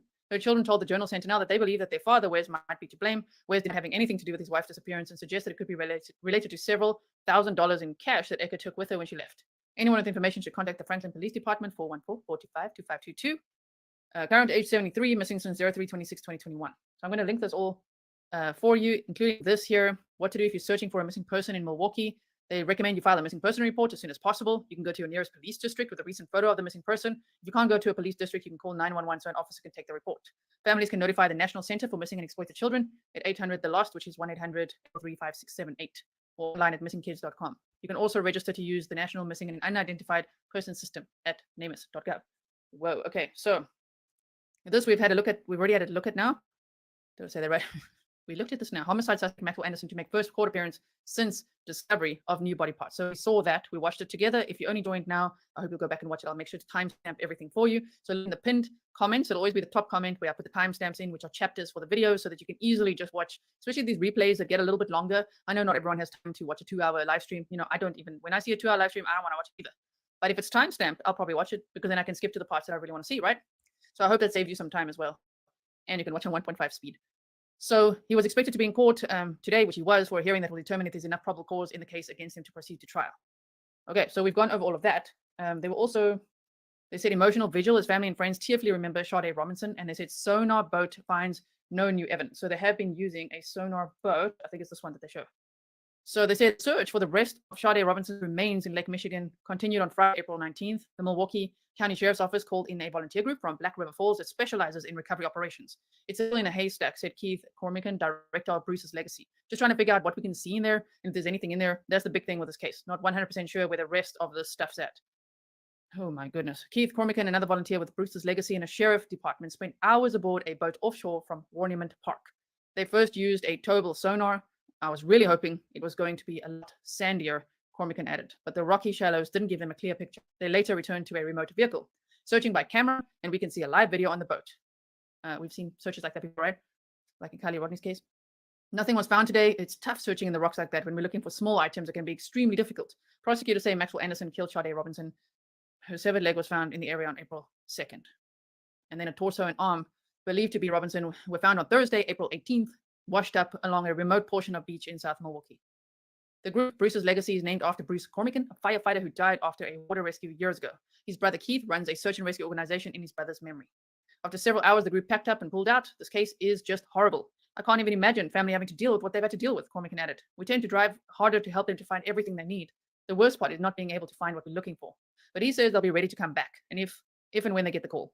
A vigil for Sade Robinson was scheduled on Friday night, April 19th, so that happened. We saw some footage of that, and they're asking everyone to continue to wear pink for Sade, especially in the area, right? So if you live in Milwaukee and you want to show support for Sade Robinson and family, wear pink, right? Kish says, thank you, Mods, for deleting absurd comments. Yes, thank you. We've got the best mods. Thank you so much for everything you do. So I wanted to show you this where they said Janiyah Walker missing. And this on Reddit says, Janiyah Walker has been missing for 2 years. She worked at the same pizza shuttle as Sade Robinson. So that's my source. I'm not sure. I always take what's on Reddit with a grain of salt, but wow. If true, they say, she worked at the same pizza shuttle as Sade, and she was also last seen between Brown and Buffum. Somebody out here taking these girls, and we don't have a clue who it could be. That is scary, right? Let's just see this one quickly. Oh, we already looked at the bridge that was all lit up, which is very beautiful as well. And there you go. I think I've shown you everything. If you want, I can quickly show you one more round here of map time. Okay. Just you can quickly see here in case you missed it the first time. So starting off at Pizza Shuttle. I have to make myself smaller for a second. Hold on. Okay. Pizza Shuttle is where Sade worked, and she worked on April 1st that day there. And then her apartment is along this Milwaukee River. So I'm just quickly showing you again. We've gone over it in the very first live stream, so go check that out. Then she met up with Maxwell Anderson at Twisted Fisherman. We went over the bullet point timeline earlier in this live stream. And after that, they spent about 2 hours at Duke's on Water. Then from there, headed to his house. That's his house, around there. And within 3 hours and 19 minutes, her vehicle was seen leaving his house. So from there, it went north to the 435 North Gordon. I mean, he didn't waste no time. He done premeditated things. I'll zoom out again after this. Then to this North Humboldt Boulevard and East Keefe Avenue. And further north, and then suddenly going south. And this is where body parts were found. I saw that Crime Spies on X, you had posted a screenshot of a map. So I don't know if it was your map or not, but I like that they put these they made these icons a different color. So pink for where body parts were found. My goodness, all along the Warniment Park, they say the area her leg was found. My goodness, so scary. And just by dog walkers. Wow. That is the area where he had actually driven in here and rammed into the gate. You saw that gate that was all earlier in some of the clips from the media out there. And then he was seen on camera from the high school, going kind of up and down here. He was there for quite some time. So going from there, that's the Cudahy, did I say it right? Wait, Cudahy High School, where the camera spotted some activity from the defendant, Maxwell Anderson. Sade's vehicle was then found on fire in this area. And then they also found body parts very close to where the vehicle was found, a foot and flesh is what they said. What? And then they found the foot and flesh right by where her car was burning. Here, the car was burnt from the inside out. The bus driver to stop at an unofficial stop. Which means that's where all the DNA was at. He was driving the car. His DNA definitely is in there. So if I zoom out from all of this just to show you the whole area, there we go. Then you can see all of that, which is quite something, isn't it? To meet up at Twisted Fisherman. I'm already on the way back home now, look. Mostly here and around where the vehicle was found. Not so much here yet. Not so much here yet. And then the arm and torso found down here. So that's quite far down, actually. Oh my goodness. So they actually have to search quite a large area along the water here. Never mind that there was also around here. So who knows where else he's scattered body parts and what else he's done to other people, right? Onyx says, you're so good about pronunciation, I'd be a wreck. So careful, Gisela, that's awesome. I'm sure if you guys were here from the beginning, which I think you were, Onyx, you know, I was always like getting really upset with the pronunciation police, but I know people are just trying to help, you know, and I do want to say it right. That's the thing. I'm always trying my best to pronounce everything as best I possibly can. So, okay, wait. Let's not make myself too big now. Damn. So that's what we have for today. I will let you know when there's any more updates again. As you can see, I wait a little bit. I'm not just going to go live with every little update, of course. I wait just a little bit to see, well, what else is next. We know May 16th, Maxwell Anderson will be back in court. I really hope. Crownfire says, yes, my map. I saw your little pink dots. I like that. Okay, so I put the little pink icons there as well. So that's my map, but what I did was I changed the icon colors to pink. You got your map, I got my map. We love map time. Perennial said, Robinson family, we have your back. Absolutely. So May 16th, Maxwell Anderson will be back in court. Really hope that they are able to find all of Sade Robinson's remains, which just, doesn't that just sound like, every time I say it, I'm like, am I really saying these words out loud? Like, hoping her family is able to find all of her body parts. Like, what is this? I can't even. I mean, a missing loved one is already terrible enough. And then a missing and murdered loved one, horrendous. Missing, murdered, dismembered, and having to find body parts. I can't even imagine. I don't know how they're coping, man. I send them so much love and strength, support, courage. I wish I could give them a hug all the way from Switzerland. You know, this is just absolutely unthinkable. It really is the stuff of nightmares. It's a case that keeps me up at night and just makes me think, like, what else has this guy done? Like, who is this person? This little bun in court just being all chill, just like, yes, I understand, and just, whoa, like, oh my goodness. Okay, so thank you so much. I really appreciate you all being here. Please like and share. Let's hope that the police are looking into those other missing persons cases, especially now that they have the search warrant for the home and we're able to search it. They can test DNA. And with that footnote they shared in the hearing today saying that it wasn't some of it was not a positive match to Sade's. So let's hope they can solve some other cases while they're at it as well. Katja, thank you so much. I really appreciate it. Web Weaver, thank you for sharing pink hearts for Sade.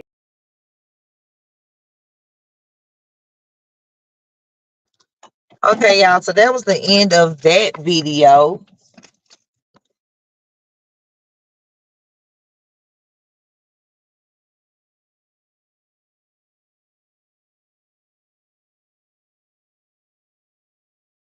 Yep, love Lace. Now you see why they got him in custody, because he's definitely guilty. Yeah, definitely guilty.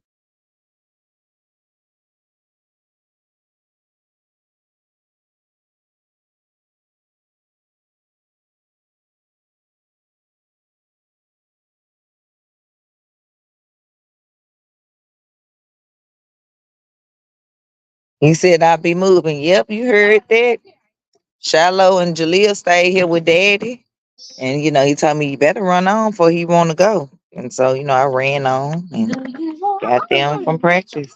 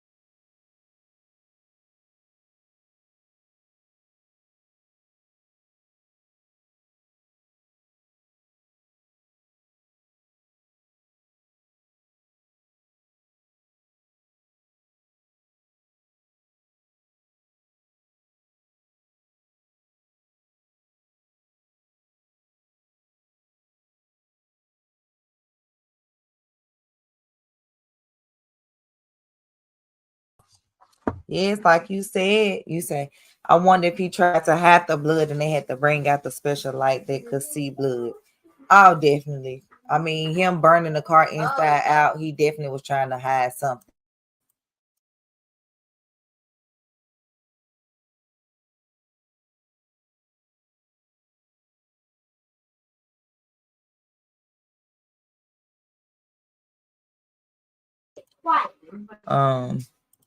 Yes, this is so interesting. Yep. Shout out to teamwork, what you said. I know you're gonna need to meditate. I already know. I woke up to brush up your spirit. It means when chicken is chewy.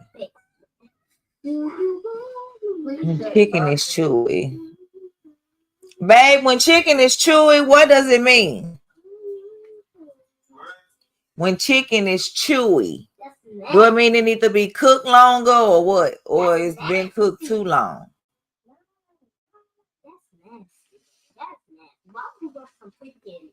I don't know. Who had chewy chicken? That's nasty. Why would you bring it up if no one had it? That's nasty.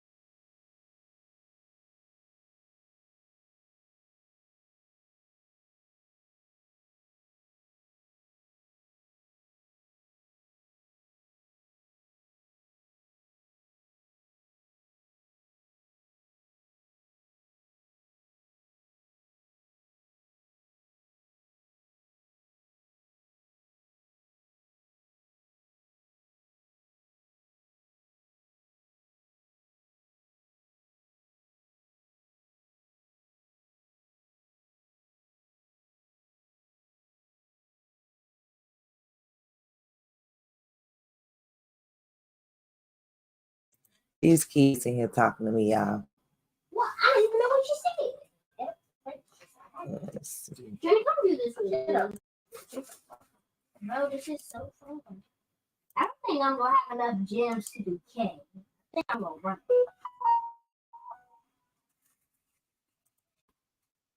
See which is gonna like the best, man.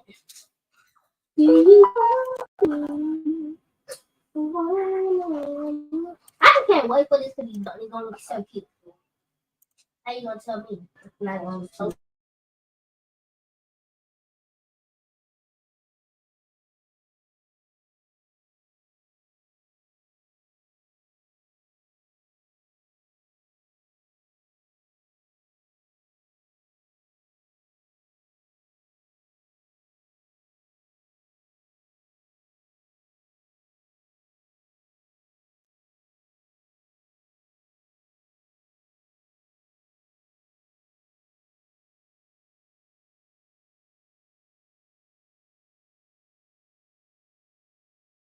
Hold up, it's trying to play the wrong video.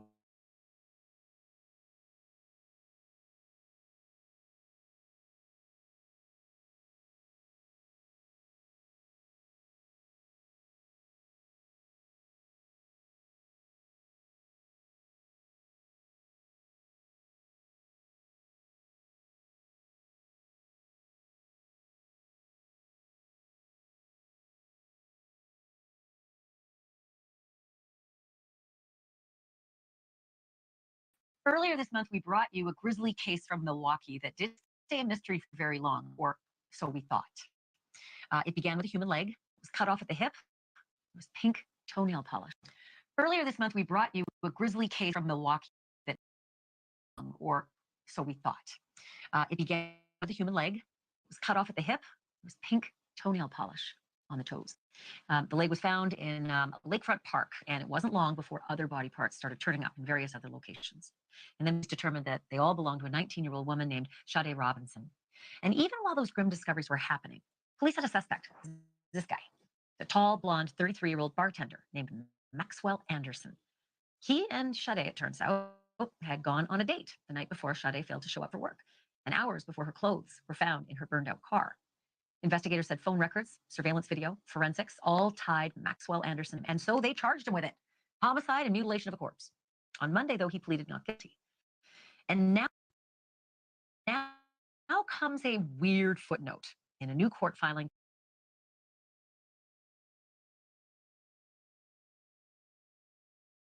Navan's business travel platform? It completely ruined my life. You see, I've been in the great policy force for over 30 years. Let me tell you, I've seen it all.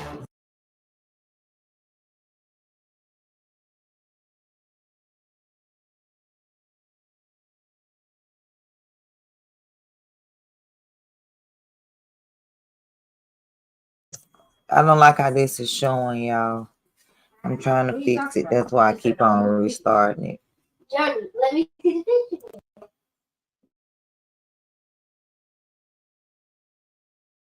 Navan's business travel platform?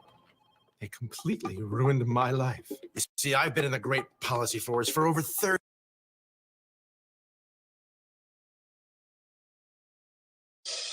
Earlier this month, we brought you a grisly case from Milwaukee that didn't stay a mystery for very long, or so we thought. It began with a human leg. It was cut off at the hip. It was pink toenail polish on the toes. The leg was found in a lakefront park, and it wasn't long before other body parts started turning up in various other locations. And then police determined that they all belonged to a 19-year-old woman named Sade Robinson. And even while those discoveries were happening, police had a suspect.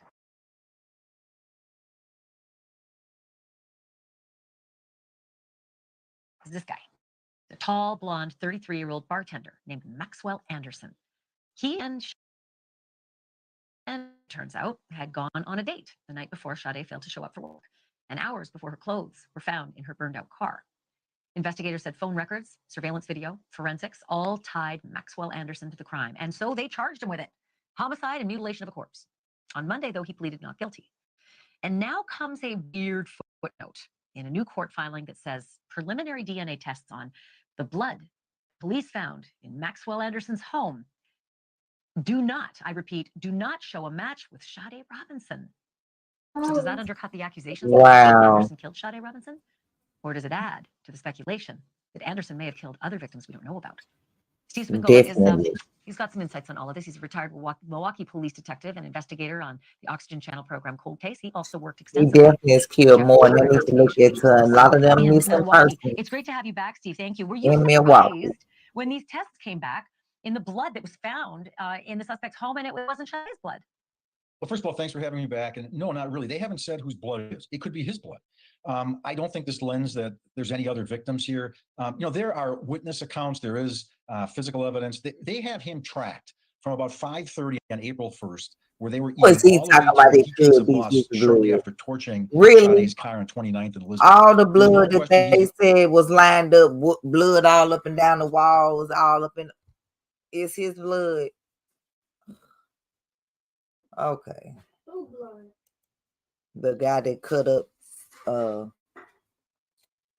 Sade Robinson, 19-year-old. He's the suspect, and he'll. Yep, her leg was found in one part, her arm and her foot and flesh was found somewhere, and then her torso was found somewhere else.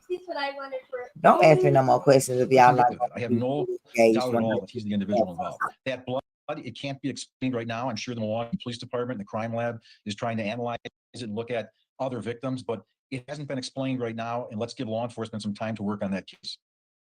Agreed, but I wonder if they're also now opening up the books on all the other missing women and wondering if maybe they can get a match there. Do you think that's also happening?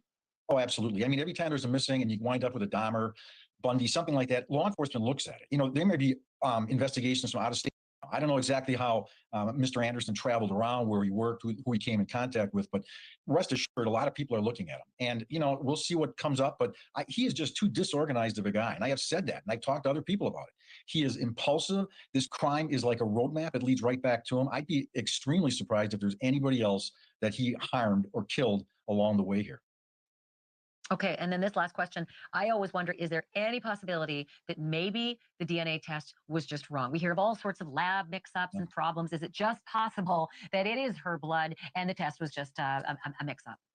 I doubt it. Those are serologists. Those are people with degrees. They do this for a living. So I would certainly hope that that's not the case here. I don't believe it's the case. Just because they have degrees, I mean, they can't make mistakes. Come on now. I got degrees and I can make mistakes. They can investigate this for months up until the time the trial starts. And I still think there's going to be more evidence that links him to her. The forensic evidence in his house has to be there. Steve Segal, you are a wealth of information. I'm not only going to call you again on this case, I'm going to call you on some other ones too. Given the fact you worked on Dahmer, I think you know a thing or two. Thank you.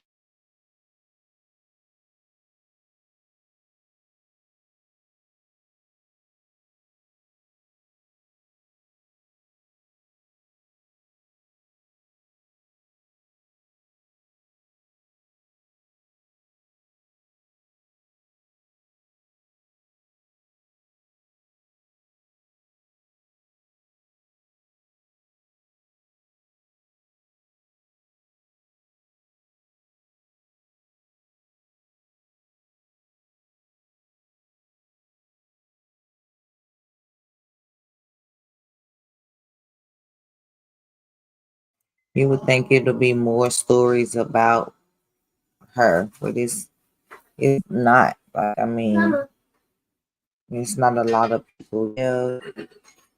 Mama. Mama. What? Are they still talking?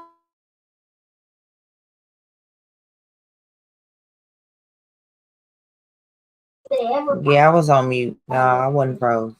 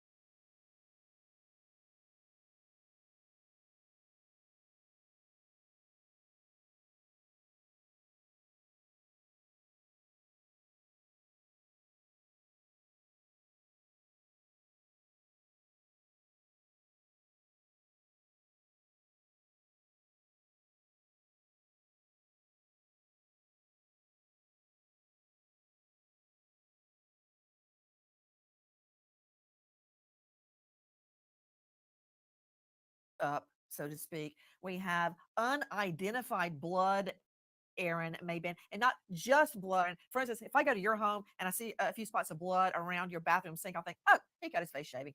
This is blood on bedding going up the wall from the basement, and we know that the basement, now uncovered, was a sex dungeon. And blood He elsewhere in the Lovelace, house all this you blood. can't How is his see blood? in the normal course of one's routine. So, with all of this happening, I can't help but wonder, are there more victims? Since that blood does not match Sade, and we have reason to believe it doesn't match the defendant, the suspect. But back to the torso. Tell me everything. Well, this all began with a severed leg at a park in Cudahy, and it just sparked so much mystery. And that's what this case has been, Nancy. A ton of mystery. Where are these body parts, first off, coming from? And then we later learned that it is Sade Robinson, who's been a missing girl.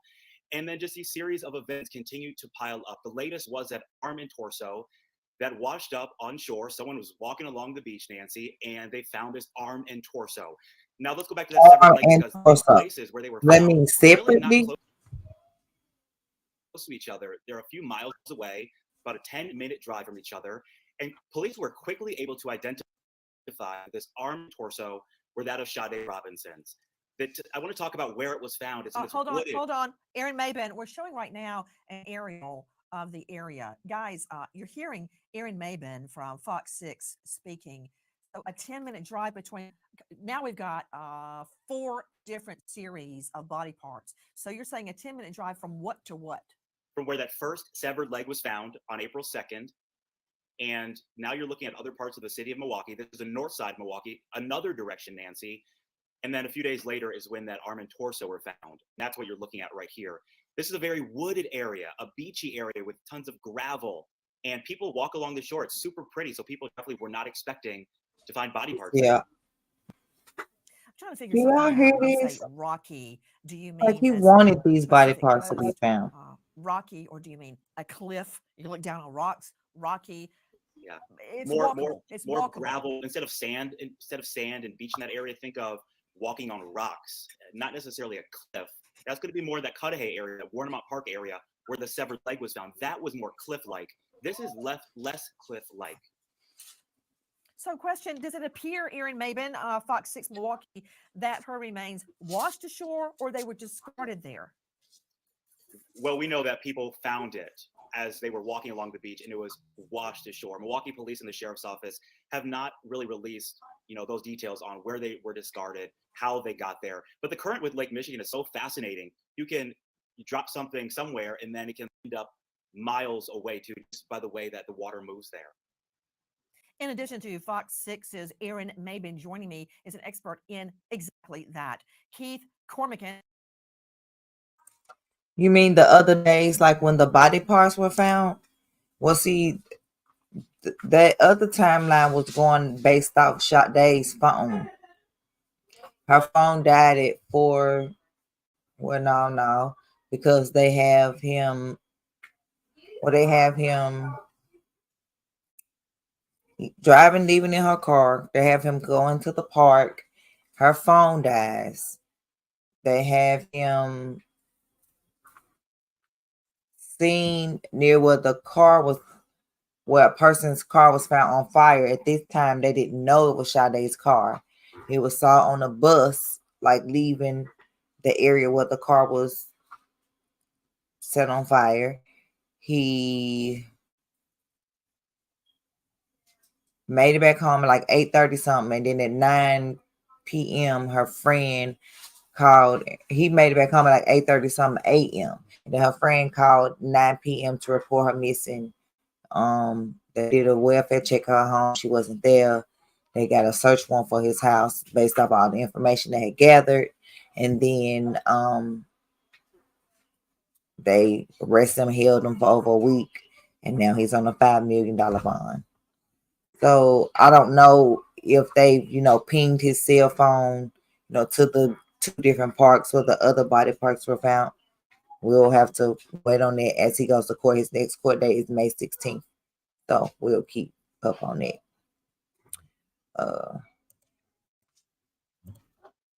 An underwater search and recovery expert, director of Bruce's Legacy, searching for Sade in bodies of water. Keith, thank you for taking time out to be with us tonight. Keith, explain your understanding of the discovery of Sade. At this last discovery, it's very hard for me to look at her and her photos in life. Now that I feel like I've gotten to know her, a girl making all A's in college, a girl holding down multiple jobs, paying for her own car, her own apartment, really had a plan for her life, just this joyful person. And now I'm talking about the 4th set of body parts discovered. But Keith Cormican, underwater search recovery expert, this part of her body, the torso, is found along a rocky beach area.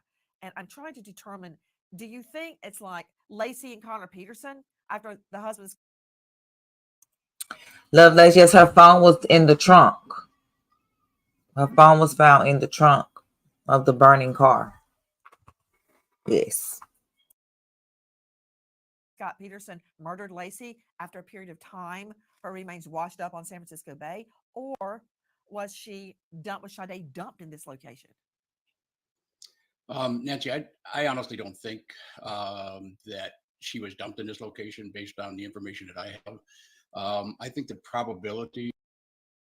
I'm sure they attached him more than just surveillance cameras that was set on fire. I mean, he was seen driving her car from his house and in all the locations where her body parts was found. I mean, is it just a coincidence that he left in her car? First of all, why is he in her car? That's the first thing. Why is he put up at the park where her leg was found? And then seen on surveillance near where the car was found burning, and it's burning from the inside out because obviously he don't want his DNA to be found. And then he's on a city bus headed back home. And based off the text messages, I mean, they know they were together. So unless she unalived herself and he was just witness to it, then yeah, I don't know. Is that torso was probably dumped in the area where the leg was at Warnemont Park. Because the torso is the part of our body that will tend to build gas and rise to the surface. And then once it rises to the surface, then it's all dependent on wind and waves where it's going to go. And Got it. it's located about 4 miles I'm south looking of at the these park pictures of and where I'm the just leg was imagining her found to body be. parts washing And up that's not out of the in question these to have areas, that y'all. part This is terrible. go in that direction the way the winds have been lately. So it's my personal belief that I think it's most likely that was put in the area of the Warnemont Park, and it came up during that time and ended up Wait a down minute, 4 miles down. wait. That is very vague. Keith Cormican, you're an expert at underwater search and recovery, but let me work on your phraseology just for a moment. I'm trying to determine, like the other three sets of body parts, was this torso placed on Earth at that beach, or was that torso thrown into water? And I have a very specific reason for asking. Water, Earth, which one? I'm not sure where possible. I mean, from what I understand, it looked like it washed up on the beach at that. Okay, so all I needed to location hear, is what I washed up, that means water. And I'm sorry to rush you. I have 1 hour to get through the developments in Sade's case. Why am I in a rush? Because there's a very strong possibility that there are other victims. And you know where I'm going with this, Aaron Mabin? If you don't know a horse, look at his track record. Has he put other victims, specifically, who was that grave dug for in his backyard? Whose blood is that on his wall? Who else had been in that sex torture chamber that he had in his basement? So if he put part of Sade in the water, ergo, has he put other victims in the water? See where I'm going with this? Well, Nancy, I want to go back to what police are sharing because I want to stick to what we know. And there's so much that we are still working to get. But we know that right now police are just searching for Sade Robinson in connection to Maxwell Anderson. But we did learn in a preliminary hearing just a few days ago that blood that was found inside Maxwell Anderson's home, they swabbed bedding, they swabbed a wall in the basement. We know that that blood was not Sade Robinson's DNA. I don't want to go too far talking about, what else it could be, but we do know that it's not Sade Robinson's blood. And that was a development that came in that preliminary hearing too. But police are only telling us right now, Nancy, that they are looking at Maxwell Anderson and Sade Robinson together. They're not putting any other speculation out there, any other rumors out there either. Can I just do a lightning round with you, Aaron? Just a quickie. Let's do it. Isn't it true that civilians are the ones that find the body parts? Yes, no. Sure. In this case, Nancy, her family members have been lightning out round. searching. Yeah. Lightning round. Lightning. Yes, no. Okay. And so again, law enforcement not finding the body parts, but civilians finding the body parts. Like, where do law enforcement? Where was the park police? Well, maybe these little neighborhood parks that have no park police, but wow, this has to be traumatizing, especially if kids found these body parts. A civilian found the blanket, the pet tribute blanket that was Yeah. Sade's, near Sade, some of her remains. Civilians, yes, no. Yes. Aaron? Okay. And isn't it also true, Aaron Mabin, that civilians are the ones that are out searching for Sade and any of her remaining body parts? Isn't that true? That's right. Okay. So why law enforcement or no other volunteer? Looking at Sade as a victim. See, this is what I mean. Okay, let's move forward with what we know. We know that the police have the suspect's blood. They've got his DNA, obviously. We know that they have Sade's DNA. So, hence, I would argue that the blood found in the home, since they're not saying it's the defendant's and they're saying it's not Sade's, it's somebody else's. Is that logical to you, Aaron Mabin? Sure. Yeah, Nancy. Okay. Going forward from there, Dr. Eric Eason joining me, board certified forensic pathologist, consultant, on Facebook, Eric August Eason. Dr. Eason, thank you for being with us. Just in a nutshell, and I'll delve back into it before Aaron Mabin gets called off to a scene. Dr. Eason, isn't it relatively easy for a medical examiner like yourself, who has performed literally thousands of autopsies, to determine whether or not a torso has been submerged in water or bring the torso up?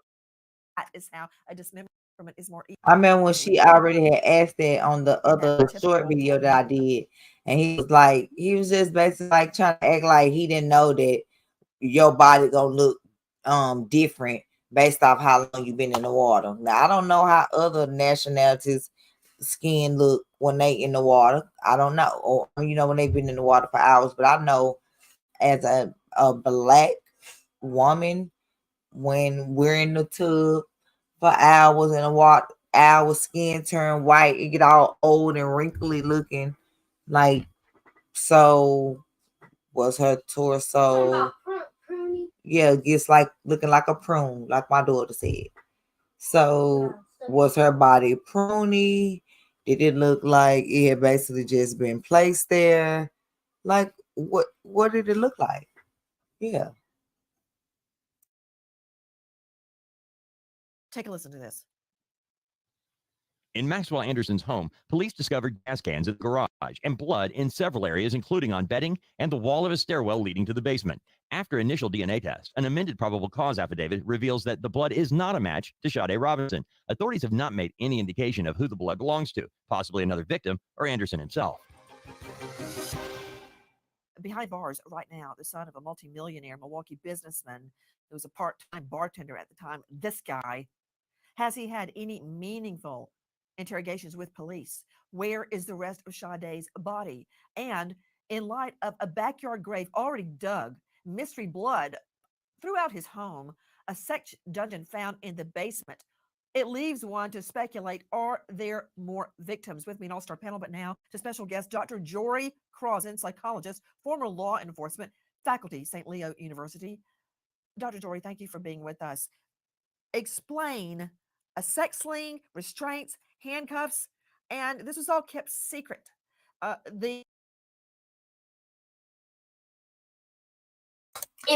can see your point, Lovelace. Like, yeah, it ain't like law enforcement just, is walking on the beach and all this. So, I get why, okay, a regular person. I was just saying this has to be traumatizing for, at least I guess law enforcement is supposed to be trained, but like who's actually trained to see dead bodies and body parts and all that. But, a kid, this is terrible. The windows, according to an acquaintance of the suspect, darkened, were boarded over, were covered, so no one can look out or in. This was kept away and, for lack of a better word, basement lair. Explain. Yeah, that would be a behavioral trove of information for anybody that could really properly understand it. First off, with the sex offenders, they want isolation, they want privacy, that gives them time. Also, the biggest thing, and when looking at behavior, is that they're going to build a fantasy from it. That's how they're going to remember this. So what they do and what they can use to trigger that fantasy is going to be very important evidentiary. That's why a lot of them will take what police identify as trophies, like an identification card, driver's license, some clothing, some personal items, so they can relive that fantasy that they've created. Now, the restraints that they're using, or that they can use in these, like what's found here, that comes down to that power and control. This might be trying to get that other lady to go down to the basement. The site of the dismemberment would be. If it's not in the house, then it's going to be somewhere else. And again, that is not so much a sexual behavior, right? You're right. Behavior that now they've got to deal with getting rid of this evidence. That would also lead me to believe that this is not his first homicide. There seems to be a pattern there. The blood at the site, it may prove to be of other victims that were possibly injured or dismembered there at the house. Dr. Jory Crossan, you mentioned power and control, and having dealt and investigated several dismemberment cases, the ultimate power and control over your victim is not only killing them, but a step beyond that and dismembering their body, putting their body in various locations, hiding them. It's just another assault on your victim and the memory of the victim. That's true. The dismemberment in this I look at as evidentiary, because he's got to get rid of it. Some killers, like Ted Bundy, he put his bodies intact someplace where he could come back, like the necrophilia, and visit with the body in its entirety. This behavior is different, where, like I say, it becomes getting rid of the evidence. He's still going to have things there to fantasize and recall the event, but this now becomes, removing the evidence and any connection to it. Joining us right now, crimeonline.com investigative reporter Sydney Sumner. Sydney, thank you for being with us. I noticed in the amended affidavit, the probable cause affidavit, police very carefully amended the prior information to state that blood found in the suspect's home is not a match to Sade Robinson, the teen girl whose body parts still being discovered by volunteers. We know police have the suspect's DNA. Right. Volunteers That's looking very for her body important parts. to get a DNA, like a field test done at times of war. What can you tell me about the location of blood found in the suspect's home, Sydney? Absolutely, Nancy. That blood was found on a comforter. We're not sure exactly where that bedding was found, maybe Anderson's bedroom. And there was also blood on a wall of a stairwell leading to Anderson's basement. And neither of those patches are matches to Sade Robinson. Unclear who they belong to. Maybe we're talking about another victim.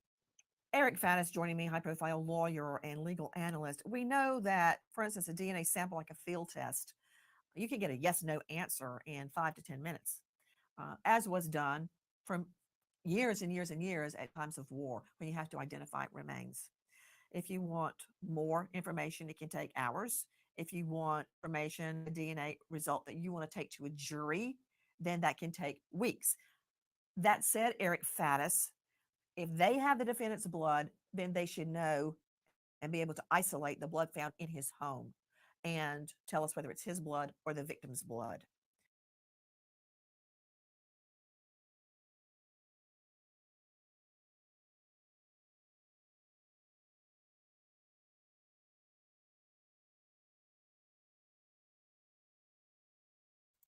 My bad, I accidentally pressed the wrong button.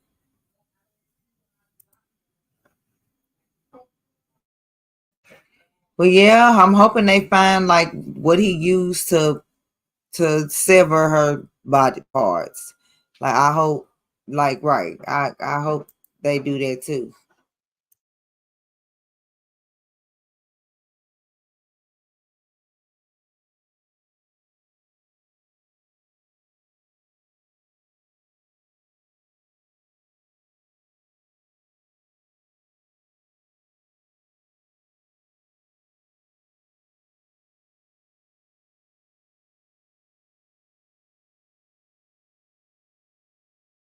If you want information, a DNA result that you want to take to a jury, then take weeks. That said, Eric Faddis, if they have the defendant's blood, then they should know and be able to isolate the blood found in his home and tell us whether it's his blood or the victim's blood. I'm very concerned that there are more victims. And now we have a sex dungeon rearing its ugly head in his basement. Yeah, Nancy, I think the community shares your concern about possible extra victims. And when we look at this blood sample, they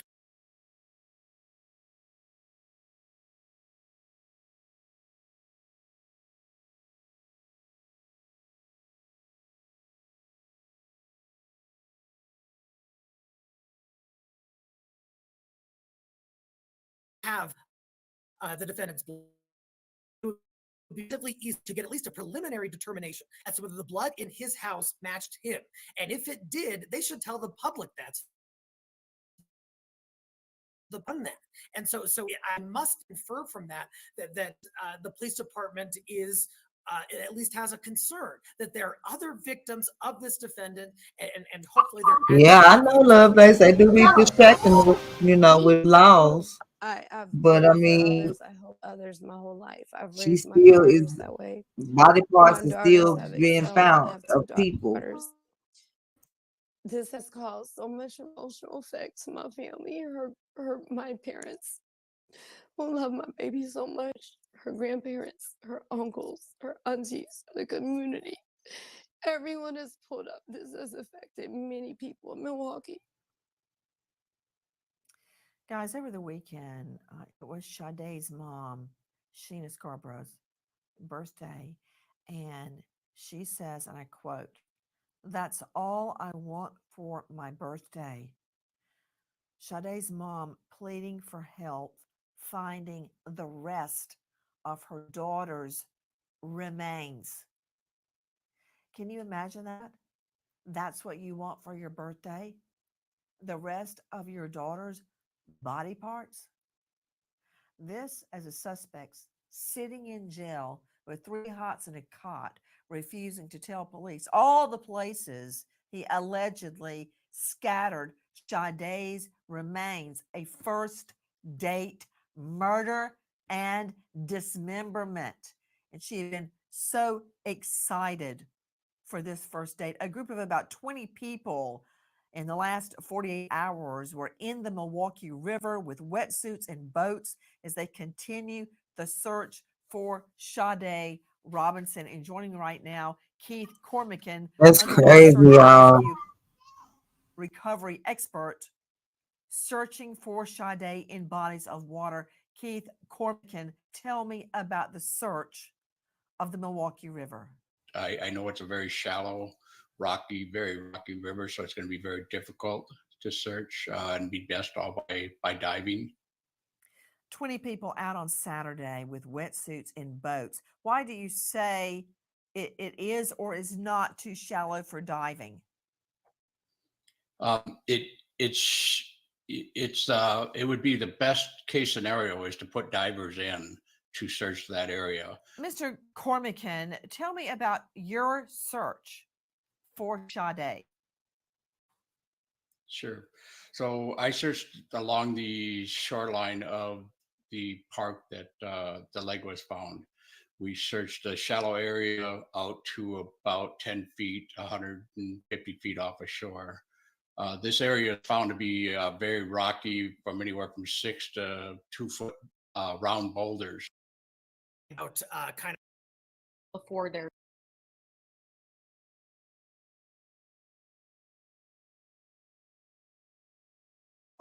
in the double murder trial for the slave, his wife and son, or what we see it doing in the Brian Koberger quadruple slay out in Idaho. Tell me about the digital data in this case, Sydney.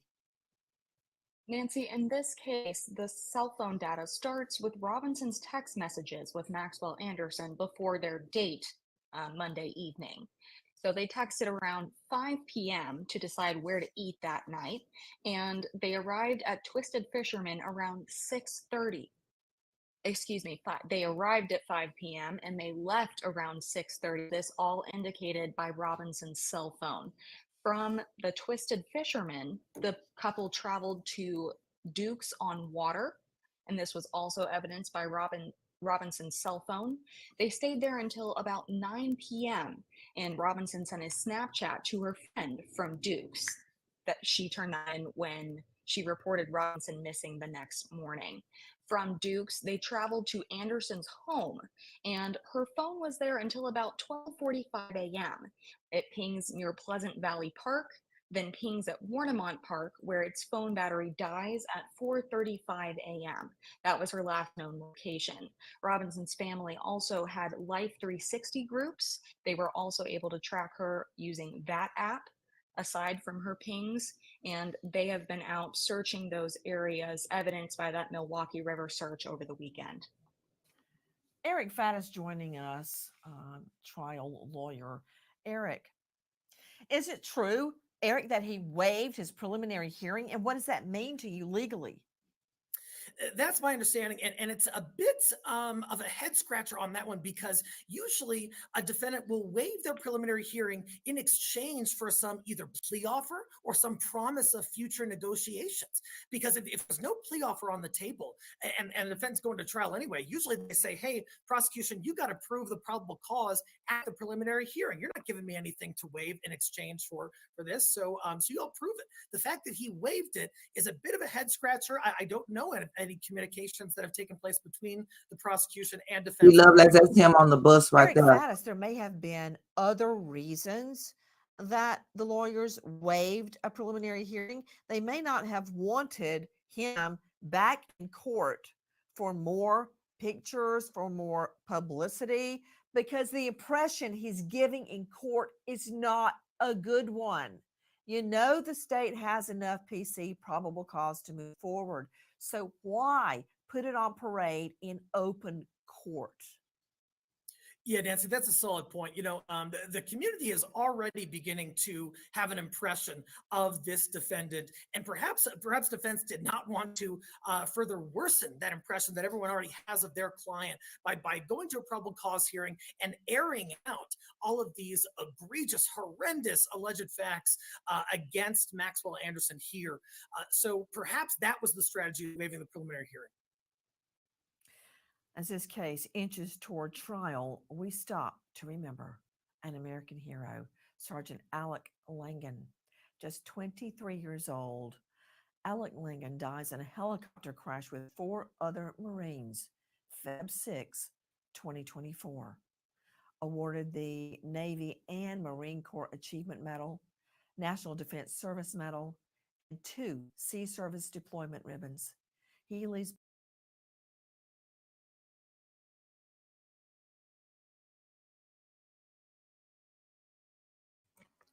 No, Lovelace, they didn't travel to her home. They went to his home.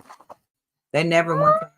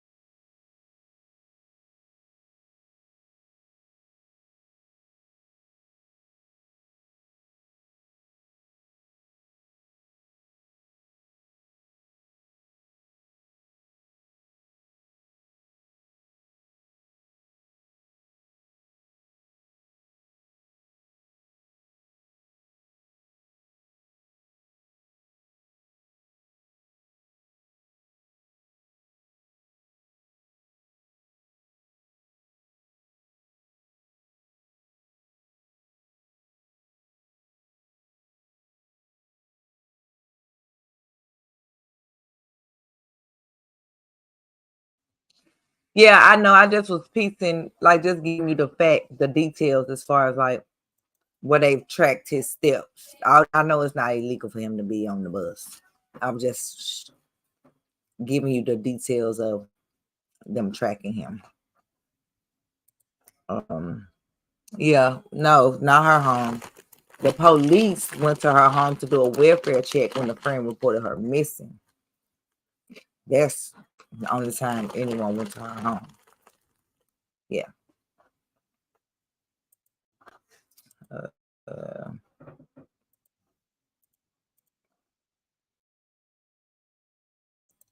I don't know if any mediums have done any readings on her. Let's see.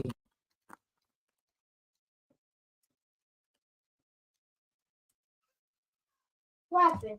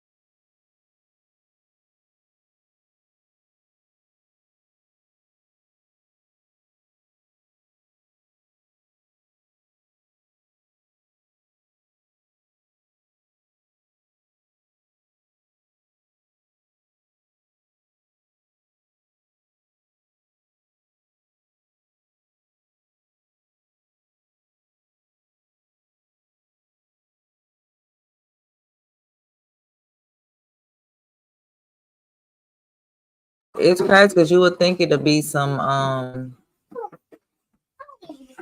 you would think it'd be some medium readings, but I don't see any.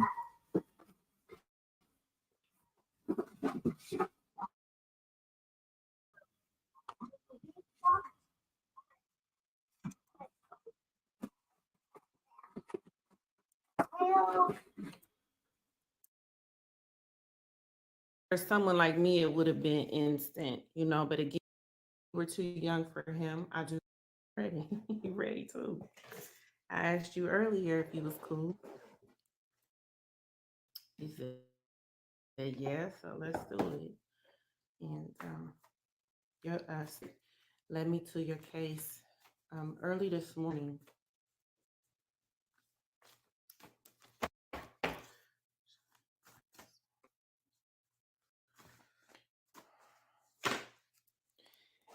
All right, so I believe that this person that she was it's very freshly dating, I feel, just talking to, was a liar. Okay. And that's evident, yes. But I want to say something, Sade, and forgive me, please. Um, not only do I feel you were way too young for this guy, okay, but when we're talking about being unequally yoked, that's not even the word, okay? This is kind of like you're complete opposites, and it's for a reason. You have a very glowing kindred spirit, and he's a very dark, sadistic, evil spirit. And these things just don't collide, okay? Um, I do feel you were too young for him. I do feel you were too good for him. And this was already kind of a disaster, if you will, okay, in the making. I do believe he took advantage of the fact that you were only 19 years old. Okay. We are going into some predatory vibes. And no, it's not that you were underage or illegal or anything like that. It's the fact that men just know. All right. He knew what he was doing. He knew that you were very impressionable. Okay. And you're just a sweet girl. That's what I get. You were a sweet girl who just always wanted to see the best in people. Unfortunately, Sade, there's some really evil, dark people out here that don't have the best in them. Okay. And I think there were signs, but you were just too young to really notice. You know what I mean? And that's okay. We've all been 19 before. You know what I'm talking about. And for someone like me, it would have been instant, but again, you were a child. You're only 19 years old. And that's the silver lining. You were taken advantage of by this predator. Talk about other worlds. I cannot spend all night explaining why there are so many differences between you two. And it's not that opposites don't attract us. Sometimes it's even cute. But in this situation, no, because we're dealing with a good spirit and a bad spirit, and that's just never acceptable or cute. Okay. And I feel that's the two different worlds that you guys come from. All right. Those two things cannot mesh. They cannot mesh together. All right. Yeah, for bad spirit and a This was good unforthcoming. spirit. This is deliberate. This is oh God, I'm getting his energy. Hold on a minute. We try not to always pull the racist card. We try on Prime TV. We really do. We really do. But I'm gonna have to pull it. I talked to the spirit Sade. They let me know, yes, this has something to do with it. That he was evil, that he was racist, that it was about the color of both of y'all skins being different. Okay. This is how he views things. This is an evil person who sees Oh wow, who y'all. judges Y'all people, who hearing has the nerve this? to judge people the way he was looking. Y'all, I'm not trying to be funny. Oh Right? wow. Very judgmental and cruel to others. But I think he needs to take a good look in the mirror. Okay. Now I feel that you were hurt. Yes, Sade, talk about him. I feel you were hurt. And I want to go into that a little later. But this is who we're dealing with, this narcissistic psychopath. It's all right to change the scenery, Sade. I know you're here. And the sociopath card, yes, this is him. Very evil, sadistic, dark person. I even get emo vibes. He's into rock and roll, and which is nothing wrong with it. I love rock. Y'all go to rock concerts. I love 80s rock, okay? Has nothing to do with it. But he is a person who likes heavy metal. He's dark, he's into That's dark good. things. Interesting to me as well. All right, look. Yes, this is his kind of makeup, okay? Talk about opposites attracting here, Sade. What's going on? It's a lot of secrets. You're so open. You're so open. People kind of would make fun of you going on a date with this guy, but you were just so open minded. And you're like, I'm gonna give him a chance. I'm gonna see what he's about, regardless of what you're talking about. He looks weird. He's different. You thought, oh, I'll do something taboo. I'll actually go at this guy and see what he's talking about. Right. I know we all do with Sade. But unfortunately, you were just too young to understand why people were like, he just gives me a weird vibe. He's weird. And you thought people were being harsh and judgmental, especially because of his race. But what they were really trying to tell you is, no, there's something off about this guy. And we feel that you're just too good for him. Okay. Now, this person definitely has a lot of dark energies and dark forces around him. Okay. I'm going to stress these words again: evil, sadistic, racist. How much darker do you want to get? A sex deviant, a person who doesn't want to follow rules, a person who's very disrespectful, a person who does not honor people, let alone female authority or women. Okay, I want to go with psychopath. I do. He does have these traits very strong. He can do the list stuff, y'all, and just go about his day like nothing ever happened. And he should have been locked up a long time ago. And this is where we want him to be. When I heard it was Wisconsin, I'm like, oh yeah, this is about to get crazy. Okay. And I just knew then it was going to go down a very dark road. Well, that's the truth, y'all. Okay. Now I feel this person was having money problems. I think he told some stories to you, Sade, that he was she's in the having spirit this great realm, life and he had whatever, himself but together, and that he could support himself and you, and that he had this nice home going through all these different upgrades. Okay. But when you got there, he was like, now wait a minute, this ain't adding up. But I feel you were trapped in that home. Okay. So many red flags, huh? So many red flags that I know at 19 you just did not see. I know.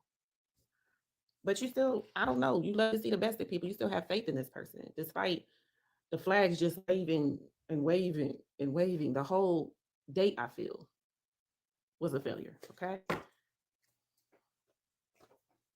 And you thought maybe this would be a new love affair for you. But this person does not know how to love. They don't have love within them. They're sadistic. They're not thinking about love. They're thinking about what they can get out, the pleasures they can get out of whatever the situation is or the person. I'm gonna tell you another thing too, y'all. And don't you even try to shoot the messenger here. But I feel that this man felt he could get away with this crime because Sade was Black. Okay. And he also felt he could get away with this crime because he was scattering evidence all over the place and her body parts where he felt like people would never find them. But let me tell you something, Sade, we care. Okay. And we're tired of people having these scenarios that because of a person's skin or culture, you can do whatever to them and nobody's going to care. Because there's people out here who do care. All right. And we're not going to let him just walk away because spiritually tonight, I'm going to make sure he doesn't. All right. And he did this out of some growth situation. Again, he got something out of this, some sexual gratification. Now, the spirits also tell me something I hope I could say why he did what he did. All right. Ladies, alert. Sade was only 19 years old. Let me tell you right now, you can't enter no man's home on the first date or when you just meeting him or learning him. You can't do this. Okay. It's not your fault, Sade. You were very young. He knew that because he was 33, so he knew better. He knew exactly what he was doing, what he was up to. Okay. What I'm trying to do is teach, okay, that these are things that young females especially need to quit doing. Because these types of men, and it's not all men, because there are good men out there, right, Sade? There are. But these types of men, my these son sadistic has type been men, are mature people who at just trade. his age, but we do know that they like to say, young, you haven't been through enough, you haven't experienced enough, but you'll be surprised what some of these teens have been through. So we can't, just say that they haven't been through nothing or they don't have that mindset, to discern, okay, something don't feel right here. This ain't right. Let me get out of this situation. I definitely think some do. Traits, okay? They don't have good intentions in mind, huh? They don't. And I did get that he was aroused. You guys had been out drinking. You were a very cute girl, cute laugh. I mean, he got aroused, okay? And he thought in his sadistic mind when you went back to his house, oh, she's with this, okay? It's like men, they take signals. These types of men especially, they feel like, oh, she's signaling. This is how they think. But that wasn't your intentions at all. And he had talked you into going back to his home. Maybe you guys had a little to drink, all right? He act like your interest was in his heart. All right. But he had other things in mind, didn't he? All right. Hmm.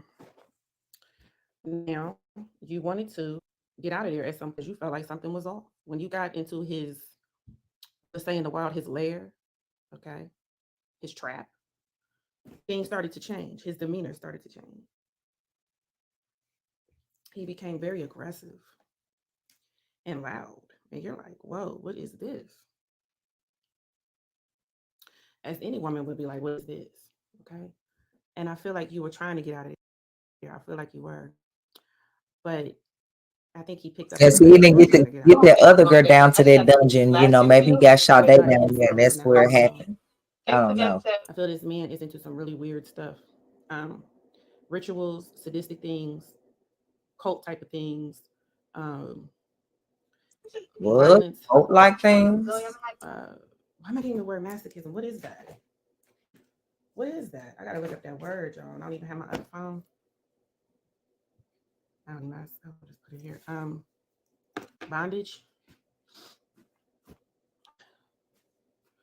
Um, just dark things. It's weird.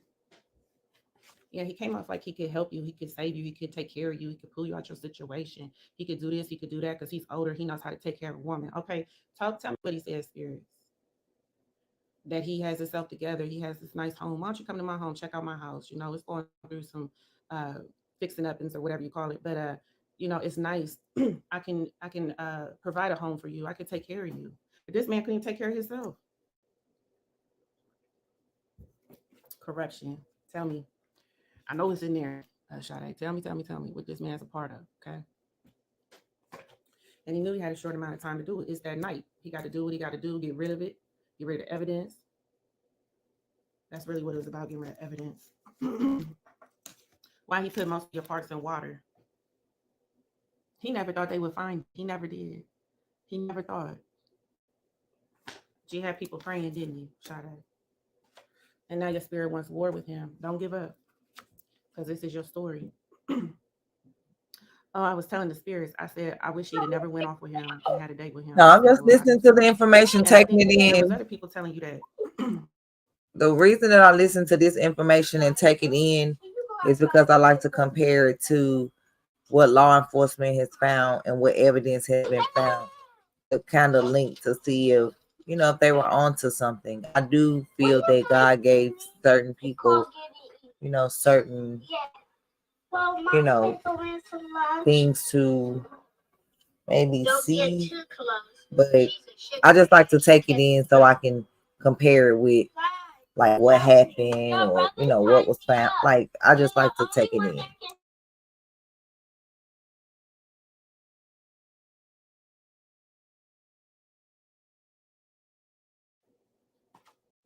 But you still wanted to stay in communication with him.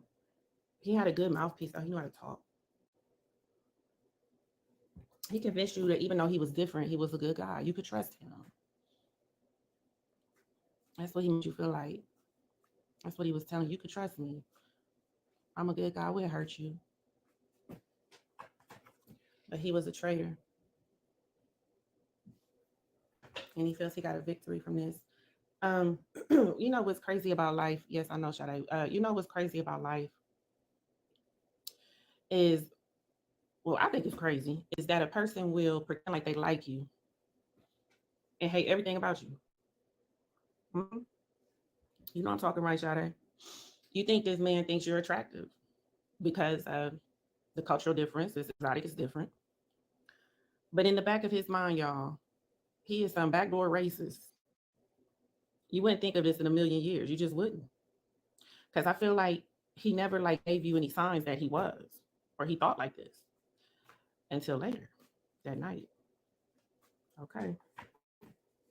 Drugs. I mean, you know, y'all been drinking. I don't know if y'all okay, let's be honest now, Sade, because we on crime TV. I feel you went back there maybe to have some more drinks and party a little bit. All right. And we've all done it at 19, so let's not act like, you know, our feet have never stunk. Let's not do that. Okay. That's not what we do at crime TV. We keep it real now, y'all. We have went back to somebody's house when we were young, where we were not in this situation, but could have been in this situation. It works. And we caught ourselves having a little nightcap or Going to have a few extra drinks or a little smoky. Now, the spirits that let me know that he said come back and party. Now, he did say that.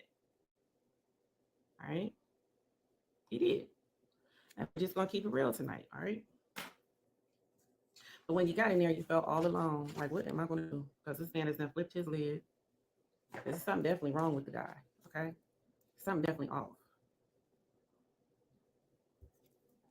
Also, it speaks of the difference, this card DNA of two different races coming together.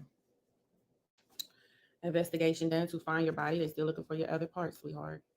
The investigation is still going on. And I feel like this person had been watching you or stalking you. I don't know if you're aware of that. This is a predator. Okay? Asking questions about you, your situation, if you're single, if you're seeing somebody, what's your story? Oh, yeah. The police are doing their investigation right now. Now, this was intentions, y'all. Let's just be 100 here. To get you back to that house. He really, I'm sorry, Sade, to say that he really felt because you were a minority, nobody would care whatever happened to you.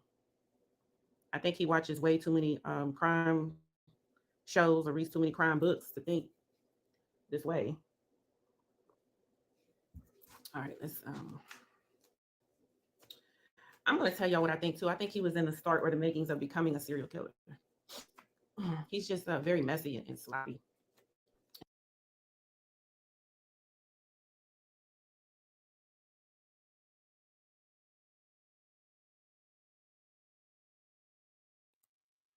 Okay, yeah, I'm gonna stop that right there.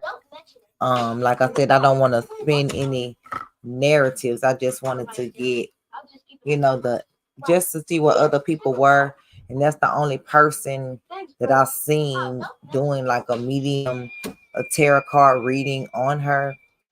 Nobody else is doing it like the people that I was watching that did it on Sebastian and Riley and Summer Walker and all the other people. I haven't seen anyone do it on her, so I saw that person. So I'm going to finish watching it on my own time, and then as the investigation goes on, I'm going to give y'all information from it. But yeah, I'm going to get on up out of here so I can get my bath and get in the bed and get these big ones in the bed, which they're doing on their own. They just got finished eating. So they're gonna get in the bed. I'm gonna get up off of here. I hope y'all enjoyed the show. Hit the like button, share, catch the replay if you missed it, and leave me a comment. Let me know your thoughts about the case. What do you think? Do you think he did it? Do you think he's been set up? Do you think they're trying to distract us from something? Like, tell me your thoughts. And y'all have a good night. Happy Winning Wednesday.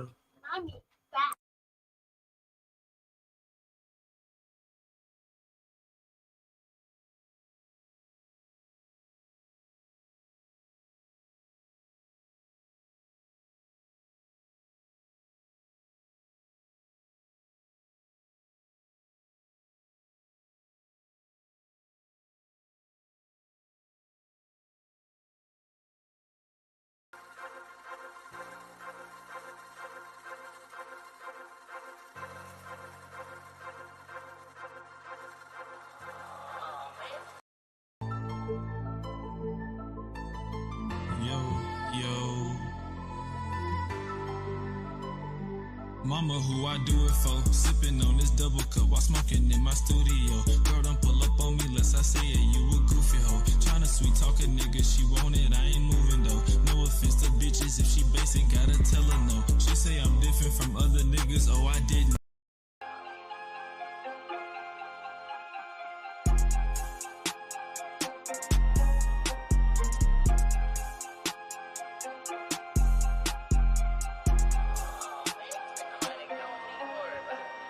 We talk only business, yeah. Skip the intermission, yeah. Now you know you tripping, yeah.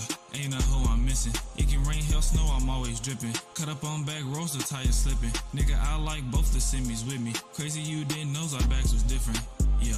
Cooping any weather. Niggas wanna act funny cause I'm better. Name any bitch, I didn't sweat her. Back different, money stuck together. She gon' lick me like I'm a letter. She gon' lick me cause I'm a letter. Tried to kiss me when I just met her. This shit too clean, Italian leather. Brain bring out the best in her. One round, I'm testing her. Face down, arresting her. Don't shoot the messenger. Cut off, don't mess with her. Foreign drop, caress it, her. Play her part inside of this movie, I'm just directing her. Yeah, you know, we talk only business. Yeah, skip the intermission. Yeah, now you know you tripping. Yeah, ain't a hoe I'm missing. It can rain, hell, snow, I'm always dripping. Cut up on back roads, the tire slipping. Nigga, I like both the semis with me. Crazy you didn't know our backs was different. Hit her once with data, different exotic strands, mixing flavors. I do my dance while I'm dropping bangers. You said I changed, yeah, so did the paper. Hold on, I'm snapping now, I gotta say this. Wall like the shit like a go like the greatest. Up in the mall and we copping the latest. She like my smell, you know, muddy the fragrance. Told her what happened, stay private like Vegas. Forget all their names, remember they face though. If it ain't USD, I'm getting pesos. Don't gotta rush it, I know how to play slow. Fuck with my bitch cause she do what I say so. Got the same plug cause nigga my race low. No nigga trying me, smoking that premium. High on that 93, you got a problem then solve it, come try it please. Like I'm a bull, get her rough when she riding me. Get what she want, but not lie to me. Feel my heart frozen inside of me. Damage is done, it's too late, no rewinding me. You can't beat me cause it's only one kind of me. I'm in a verdant, the top is behind me. I got a couple niggas who is sliding. Don't gotta ask, I know my niggas riding. We on that timing. White on the package, light up that Irish stream, that's just smacking. It's never what it seems, I ain't lacking. High niggas selling weed, no protection. All of that woman needs, I done mastered. Take you a little peek, I ain't average. Money like it's on trees, I'm a bastard. New coupe is Japanese and it's faster. Bitch, we talk only business. Yeah, skip the intermission. Yeah, now you know you tripping. Yeah, ain't a hoe I'm missing. It can rain, hell, snow, I'm always dripping. Cut up on back roads, the tire slipping. Nigga, I like both the semis with me. Crazy you didn't know our backs was different. Yeah, we talk only business. Yeah, skip the intermission. Yeah, now you know you tripping. Yeah, ain't a hoe I'm missing. It can rain, hell, snow, I'm always dripping. Cut up on back roads, the tire slipping. Nigga, I like both the semis with me. Crazy you didn't know our backs was different. Yeah.